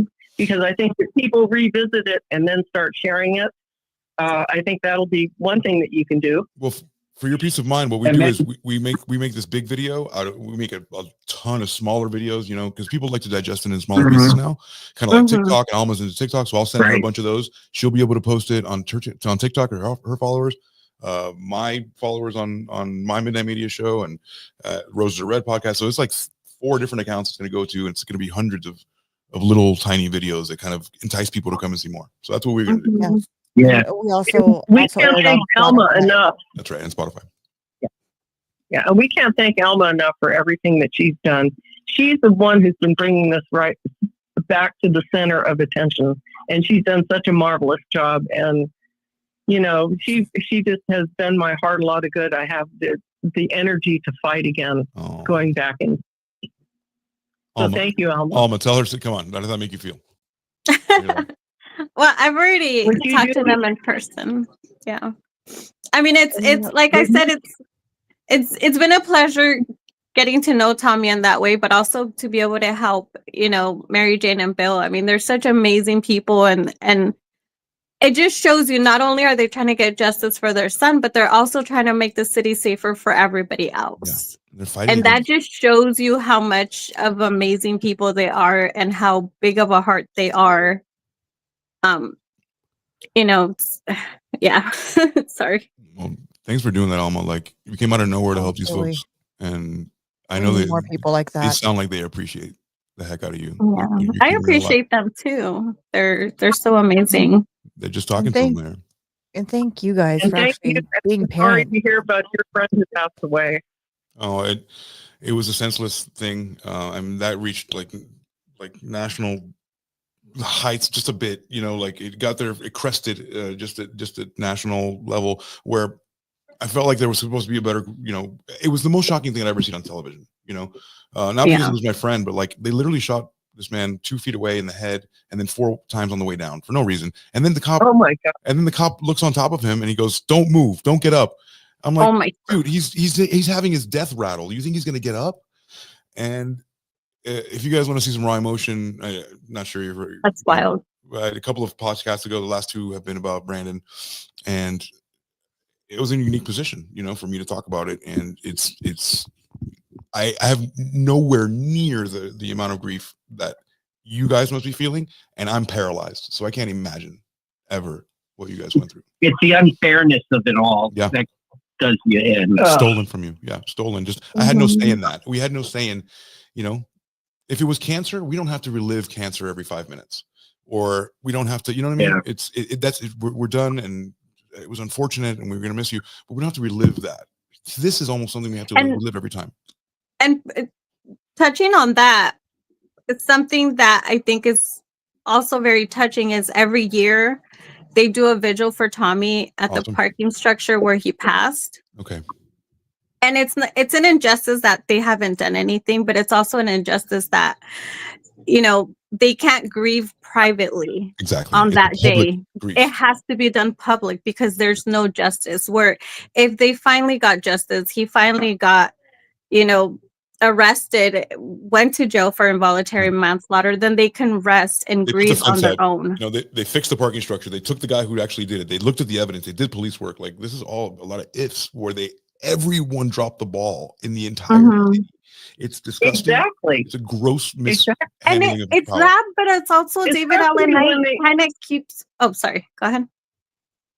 Especially when they said they were going to do things like fix the parking structure. Right. And I did everything I need to do. Come on. I've done what I need to do. I even went to Sacramento, talked to the state senator, and he did what he needed to do, and he talked earnestly with them. Come on. You paid the ultimate price. You did the most legwork, paid the ultimate price, and saw the least return. If you think about it. Think about it. You did everything you could and more, and you saw the least return possible from human beings that's supposed to care about you. These people are in your community. Yeah. And not only that, but David Allen Knight is still there, and he's still, in a way, he kind of taunts them, where he's left dead squirrels on their sidewalk or on their driveway. I'm sorry. He goes into their property, leaves dead squirrels, where I don't know if it's okay to say it, guys. Like, let me know if it's not okay. But left several dead ends here. Yeah. And he's but the family of squirrels. That was insane. Yeah. So he's literally a sociopath because he kills animals to then present them. He's like a cat. He's like, leaving you some kind of a weird trophy. That guy needs to be. That guy. It's true. Only the best people in the world die young, and we don't get to enjoy the best of people. That's why there's so much crap people in the world, because the worst of us always live the longest, like that POS, right? But gosh, someone should see him in the light of day, and maybe just, I don't know, not saying anything like it should happen, but man, if anything should happen, that's the guy to have. To somebody, it should be him. And he's at blah blah blah Oakwood Lane or whatever. Like the squirrels that he left were, and I'm just gonna say, because it's how sick he is. It was 2 adult squirrels hugging, and the baby squirrel with his head caved in. What does that mean? Like, he squished the baby squirrel's head. What kind of symbolism is he showing? Exactly, right? Exactly. That's insane. And then he left waste on Tommy's gravesite. Like, who does that? Like, he's AC, do you have a taunting them picture? because he's getting away with it. Who AC, allows do you have him a to get away with picture? it? AC, do you have a picture of what this disgusting man looks like? I don't even want to acknowledge his presence. His mere presence should offend everyone in that town. Every single person. Mm-hmm. Do you want me to text you the pictures that I have? Yeah. Like to the number I have? Okay. Yeah. Do you have Telegram by any chance? No, I have Okay. WhatsApp. WhatsApp. The same number? WhatsApp. The same number I gave you? WhatsApp me. Wow. I can also What? Google this guy What? really quick. Well, you guys are strong. You guys are strong I'm. being able to talk about this. Let me tell you. What? Well, you guys, Is there a? I'm exhausted. I'm going to turn this over to my husband. Thank you. And Thank you for all that. I Thank thank you you guys so for much. everything. Thank you. You do a very important job.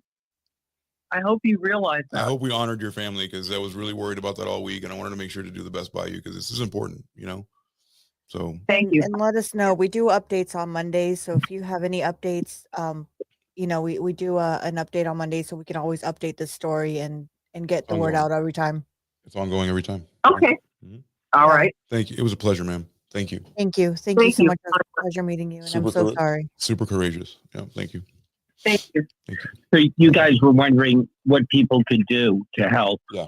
and Yes. and that's kind of a question that gets asked a lot, and sometimes we're lost for an answer, but depending on where we're at with this and whether the police are cooperating and things like that.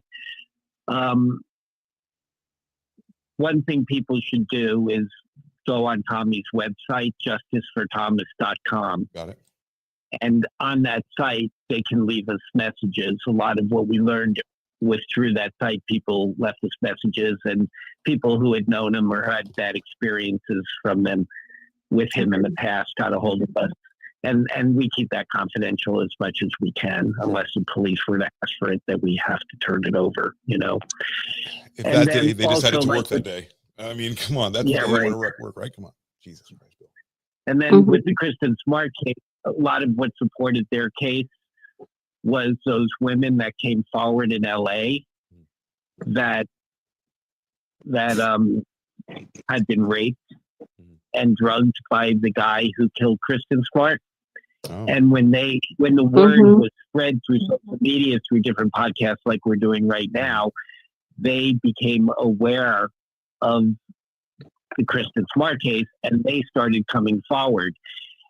And even though he wasn't prosecuted for their crimes, that supported the case that the sheriff's department actually prosecuted that. That supported the case, and that helped get him convicted, to show a pattern of behavior. Right. One of the things we tried to do with David Knight is to show a pattern of behavior by having all these other victims who came to us had written statements saying what happened to them. They didn't want to press charges, but they were willing to write a statement and send it to the San Luis Police Department so we could show a pattern of behavior. And they said their case was stronger if they could show that. But they did nothing with any of that information, I think I found this. So, piece of shit. but if there were other victims that were to come forward and contact the San Luis Police Department or the Atascadero Police Department and say, this happened to me by David Knight, it might carry some weight, and they might be able to prosecute their case successfully. Actually, like buttress your own case. Yeah, exactly. Yeah, any way to get them in jail. If it's somebody else's case, that's fine. Whatever. You know what I mean? Right. Let them get justice, and then their justice will get justice. So as difficult as it is to come forward, it really, you could save somebody's life, and you could help prevent other people's lives from getting destroyed. There you go. You have to speak up. If you don't speak up, these guys are allowed to continue on and on and on. And like Mary Jane was saying, there's been 3 guys in the last 6 months that have contacted us saying David Knight was grooming them. And they were empowered by the mere story, like the mere people coming up. Absolutely. Yeah, they had gotten they had gotten flyers. They had gotten my flyers on their cars. There you go. and or elsewhere, and that's how they knew to protect themselves. But they went ahead and contacted us to let us know what happened. And he's obviously, by getting away with Tommy's case, and this was my biggest fear, by getting away with another situation, of which he's gotten away with quite a few, which we really haven't talked about. It's empowered him to just keep doing business as usual. And he's feeling more empowered than ever. He might get bolder. Yeah, exactly. Yeah, So he this is works. bolder. All these people are in my pocket at the bar. The cops aren't going to say anything. Clearly, they're not going to, come after me. They didn't before. And this is how 3, 4, 5, 10 people die. There was a story that we did in, not to equate it to anything, but there was a story that we did in Australia. Right.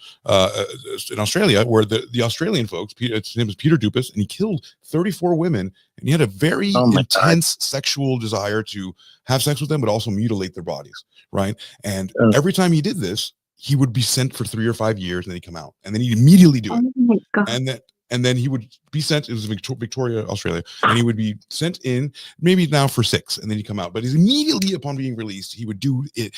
And the bottom line is, he never did anything more than 4 miles outside of his radius.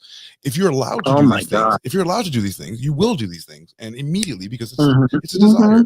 So it's a village, right? We're all a village. Say, if you see something, say something. No one's gonna laugh at you because you're worried about people. You know what I mean? Just be human. Right. And this is an old picture of him. Like this picture, that's where he's looking at where Tommy's at. That's from the no, not that one. No, not that one, right? This one. No, that one. Yeah. And I mean, he completely removed all social media stuff. Like, I texted you the most recent one, and that one's like 3 years old. Like 3 years old, the one I texted you. But he has the glasses, and you can't really tell. So there's no recent picture. Like, I haven't been able to find any myself. You'll never find one, but it took us forever to get a picture of him. We tried for a couple of years before we got these, and these were taken off the police body cam. Yeah. And he's watching his son 10 feet away, bleeding to death on the sidewalk. Does this look like he cares? Look at it. No. Not being able to articulate how much pain he's in. Right. Yeah, look at his look on his face. He's getting off on it. You know? And to a certain extent, he got off in telling you the story that he told you guys in your house. Like, all of that was then he comes and tells us Tommy got hit by a car. Exactly. Because he's in control. Yeah. You're right. Because you. Yeah. Does he look distressed at all? No, of course not. Only distressed when he thought he was in trouble. Yeah. He thought he had everything in control. And then the moron, when he walks away, you see him patting his back pockets, checking for that phone. It's obvious. Right. And then he walks a half block down the road and texts Tommy, where are you? And it took us, I don't know how many months of harassing and calling and complaining to the police. Why are you guys not questioning him on these issues? Right. Why is he home? What's going on here? He lied to you at the scene. He won't identify Tommy. He doesn't tell you he's got Tommy's phone. Then he texts Tommy, where are you? Right. Immediately? So finally, when it was, immediately. Right cool. After he identified him, he walks a block down the street and turns, stops and texts Tommy, and he's got Tommy's phone in his back pocket. Right? But he's trying to create this alibi. So when the police finally relent, and this detective interviews him again, and David Knight complains that we're harassing him. So the detective tells him, well, after this interview is over, I'll tell you how you can get a restraining order against them. Right. So he's like helping him out. Right. And then towards the end of the interview, he says to him, because we have copies of all these, he says to him, well, the family wants to know, why did you text Tommy, where are we, when you just identified him to the police and you got his phone in your back pocket? Right. And he says, well, I really wasn't sure that was Tommy because he kind of had his back to me. Oh, God. But in the video, when he walks up to the police, he doesn't even look at Tommy. He looks straight at the police, right? And then he says, and I forgot that I had the phone in my back pocket. He's lying. He's lying through his teeth because in the video you can see him patting his back pocket for the phone. that detective, he just, all he wanted to do was close the case, you know? And you know what? And then in the video of the questioning video, or the video where they were talking to him, because it wasn't even a questioning, the way the detective put Knight, you couldn't see him. You can just see the detective. Like, does that look normal to you? It's not normal at all. They were trying to protect him. Right. I'm telling you. I've never seen anything like it. And there's two, you can see it from two different cameras, and in both cameras, you still couldn't see him. It's insane. Like, it makes no sense. Like the person who's getting interrogated or questioned should be on your camera, not the detective. They have that was wild. Cameras through the whole thing. I've never seen anything like that in my life. I was my first instinct was what monarch is he? A monarch? Like, is he some kind of a, you know, like, how does he have this superpower to like not get caught? The only person that no one's interested in is that guy. Wow. Exactly. Wow. That's weird. And so in one of my videos, I do have pictures of his vehicles, because those are vehicles known where he has driven his victims. So I did post that. I did post his like picture. an MO, like he has like a spot that he goes to like over and over again. Yeah. That's yeah. Really I think Bill and Mary Jane know those spots more. Okay. But I do have pictures of his vehicle, where I did try and do a video just for the parents of the Cal Poly students, like, beware of this guy, beware of this vehicle. This is what he does, you know, because he knows what he's doing, and he's been getting away with it for so long. It cannot happen. It cannot happen beyond this. If it happens again, anything like this happens again remotely, the entire town is now completely guilty of everything. Everyone looked at the other way at the same time, except for you five, right? So like, what? Everyone is complicit. Every single person is complicit the next time this happens, or he does anything. Period. Except it's already happened. You know, he's already room to try. We only know the ones that we prevented, but what about the ones we don't? Exactly. And the ones that he's actively right now. And he uses blackmail, intimidation, threats over these people, you know, to keep them from the police. And we can't forget and we also can't forget one of his past victims actually committed suicide. Whoa. Really? Yeah. Wow. A 60-year-old kid. Yeah. Well, he was 20 when he died, but Knight got involved in his life when he was 17, and from that point on, when he died, his family said that in the 3 years that Knight became his new best buddy, and Knight was significantly older, you know, like in his 40s. Sounds familiar. And said this kid got heavily addicted to drugs and alcohol, and then one day walked in front of a semi on Highway 101. I mean, it's sad. So, and the family was destroyed, but how you can't prove that? Right. He deals in hearsay, like he obfuscates. Clearly, he goes in to throw mud, so nobody knows what the real truth is right away. He's like a chameleon that like within the shadows, but he gets out at the right time. He's worse than a snake. I would say a snake, but a snake actually is pretty cool. This guy is not like, and he's got to feel really bad about himself, right? Like he has to feel every day. No, some people like this don't feel bad. Yeah, but deep down, they don't feel bad. Deep down, they don't. No, he's doing what he wants to do. He's known he's got away with it, so he's already planning his next victim. Do you know what I mean? It's like he's got away with it. It's like in his head, he's probably going, "What are they going to do to me now?" You don't think there's one shred of him, one tiny just shred, no, one hair? You know why? No. What David does, what people like him do, they play the victim. You're right. They turn around. Yep. Especially why are you doing this to me? What he did to right now to his parent, like, you know, Tommy's parents, like to them right now, leaving those animals out there. Like, you really think he's got a shred of okay? No, he's thinking like he's taunting them, saying, "Hey, not contrition. I'm getting away with it." I don't think he's sorry, but I think when he gets home and he closes the door after he leaves those presents, he can't feel great perpetually. There has to be a moment of like extreme sorrow. There has to be, and then he comes right back up. But like, you know, I don't think so. He's not If you human. look at the latest article that the Tribune came out with, Mhm. the one in October, they actually spoke with him. And that whole interview with them, he's a victim. Right. Of Like, course. poor him. Like, he's, you know, he's being targeted or something. I Of can't course. remember what he said. It's all Something like that. misunderstanding, right? Like everyone's Yeah. after me somehow.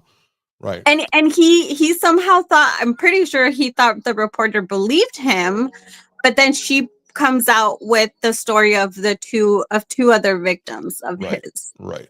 So And I'm what's all sure of the he was charges he's surprised. ever been charged with? What's that, Bill? Yeah, she first she lets him tell his story where he's played like we're the evil ones and he's the victim and we're defaming him and he just doesn't understand it, right? And the propaganda And then flows, I'm right? kind of like reading this. Mhm. Yeah, I'm reading this, like seriously. But then then it goes on to list not all of the things that he was prosecuted for, but all the things that he was charged for. And he only been prosecuted a few times, but there were a lot of charges where he they dropped the charges. They never prosecuted. Which leads me to believe why? Who are you? Things I didn't Is this guy Jason Bourne? You Yeah. know, like what's going on here? Like he can't just skirt everything. And why do you respect him so much? Why is he not just someone else in the community that can do wrong? Who are you?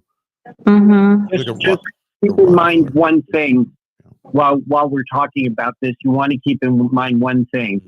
We never called this guy a predator or a child molester or anything else until we had documentation. Right. Until we had something from the district attorney's office that showed he had been convicted for molesting that young guy. And now he claims he's been claiming all these years that he's not guilty of anything with Tommy, that basically Tommy the child.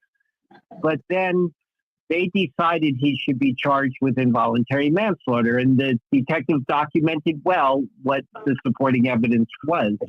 So he wasn't prosecuted, but again, the charge was put out there.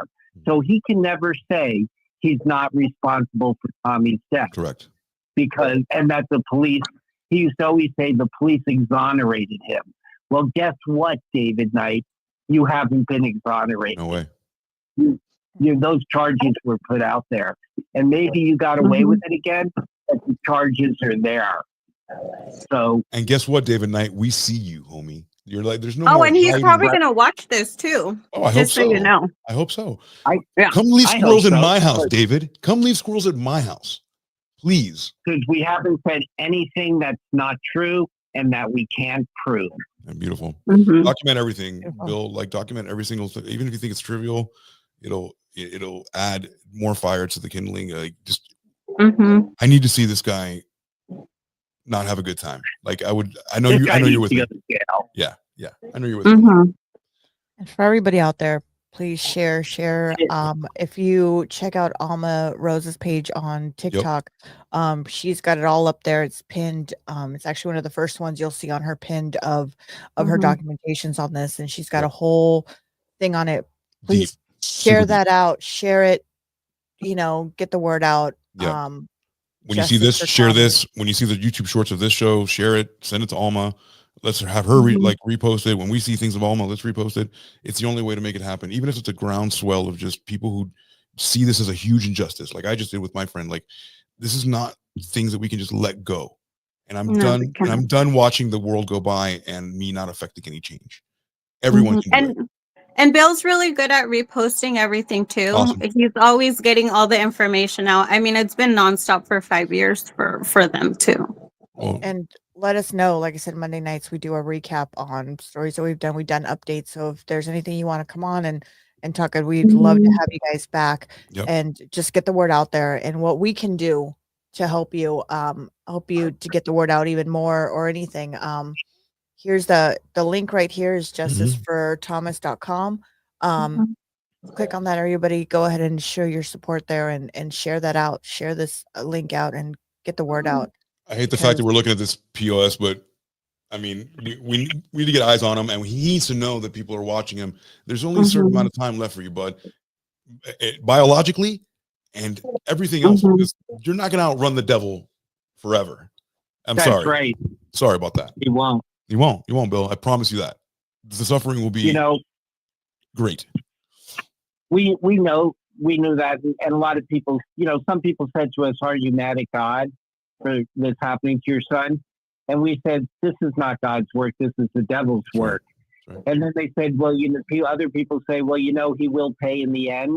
Of course. And we know that too. We're religious people. We believe these things, that he will pay in the end. But more important now is we need to protect other people from getting hurt by him. Mhm. We need to stop, because and that's what our primary goal is to stop him from hurting others, because it's obvious he's still business as usual. Well, as long as we can leave him to his own devices on 1, 2, 3, 4, Maple Systems Drive, like he's just there. He's just there, like a person who's literally a predator, who's literally taking the lives of animals to show you he hasn't forgotten this sick desire to show you. I don't know. Death. What does he want? What does he want from you? Why you? He wants them to stop talking about it. Oh yeah, but by doing this more. He wants us to stop, and we'll never stop. Yeah, I've met Bill yet. Yeah, I won't stop. This is my son. I know, man. This is our child.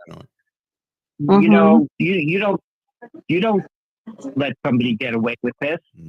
You don't let the bully and bad people of the world just have their way all the time. You need to stand up for your family and your friends and your neighbors, and you can't cover for people like this. There's certain family members he has that cover for him all the time. His parents covered for him. His sister covers for him. They constantly, his parents are gone now, but they're the ones who got him off the hook and paid all his legal bills in the past, and hid the fact that he was in jail from the rest of the family. And had the money to expunge 3 cases. That's expensive. Yeah, it's expensive. Yeah. And that lawyer, Jeffrey Stein, he got him off that sex offender register 20 odd years ago. And then about 2 years ago, I'm looking through our local rag newspaper, the New Times, and he's got ads in the paper. Are you on the sex offender registry? I can help you get off. I'm like, yeah, I guess if somebody walks into your office and says, "Hey, I need a lawyer, help me get off the registry," that's one thing. But to actually advertise, yeah. You're like, this is especially for one group of people, and I work for you. Oh, what a dirtbag! Right? It's like a Dershowitz kind of a thing. I only work for the worst douchebags. And is it lucrative? Is it lucrative? Yeah. But can I sleep at night? No. It's like you want to call out that lawyer, but at the same time, you don't want to put the word out that that's what he does, so more guys can get their names taken off the registry. It's like, lawyer, Peter, lawyer. So angry. Had David Knight not gotten off the registry, had he still been under the radar, maybe this wouldn't have happened to Tommy and all these other victims over the years. But because the legal system didn't do their job at the time, they just took the word of a lawyer, and it was pathetic if you read the paperwork. And I've read it all. 35 cops just looked the other way at once. What are the chances? Disgusting. What are the chances the whole police department said, we're good? Well,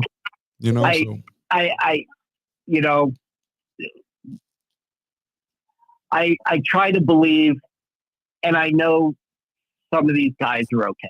Sure, we can't put everybody in this. As angry as we are at the police, and you are at the police, I am. I've got friends that are police officers. You know what I mean? I only don't like one family members.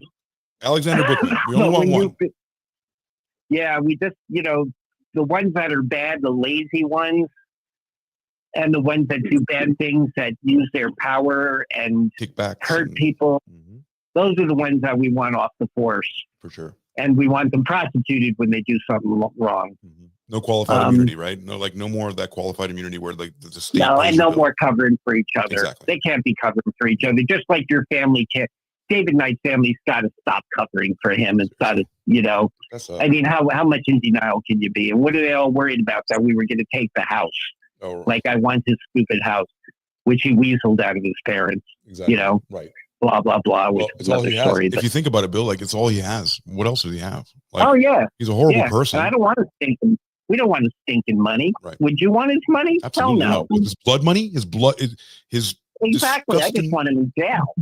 Yeah. Yeah. I was gonna It's curse. disgusting. I was gonna curse right now. He's disgusting. I'm gonna refrain them. Yeah. Okay. Yeah. I could go on and on. I need to. Yeah. At one point, I'm like, it makes me so angry. Like I want to go down to the police station and talk to myself and ask them these questions. Like, where was the disconnect? How did we not see these things that are clearly in view, where their parents are incredibly in pain, they're going through incredible grief, and you treated them like everyday citizens? Dirt. You gave them less courtesy than you did David Knight. Like if they were the ones who, Yeah. What's that, Rose? yeah, it's like if the parents were the ones who did something to their Of own course. kid. Yeah. It's like, It's disgusting. you know, it's disgusting and it's horrible to see. And I really hope that you guys get justice for him sooner than later. Absolutely. Now that I know this story, I'm absolutely rooting for you. If there's anything that I can do for you from Las Vegas, Nevada, please let me know. Yeah, thanks. You know, there's stuff going on with David Knight right now that we can't talk about. Okay. But if it does come to light and it is something we can share in the future, we will.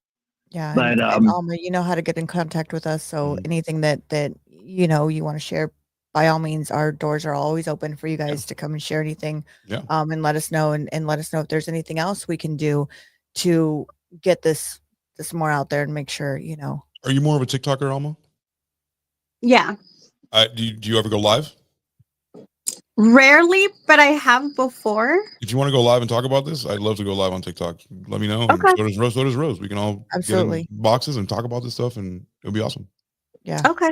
Yeah, we just can get the word out. There's so many people coming through TikTok that if we just say his name over and over again, what happened? People are going to get interested. Yeah, I did and it. just Mhm. Go ahead, Bill. remember ahead, when Bill. you say his name, always say David Allen Knight of the Tascadero, because there's a lot of David Knights in the world, David Allen and there's Knight. some other David Allen Knights, you know, elsewhere. You don't want to accuse the wrong person. David you know? Allen So Knight of Atascadero, California. There you go. You want to say that every time, so that people are talking about the right person. We will, sir. We'll definitely do that. We'll try to honor him as much as possible. But thank you for being here. Thank you for being courageous. I'm not sure how often you've done these, but I mean, you were so articulate and you're brave as hell to tell us that whole story and relive it.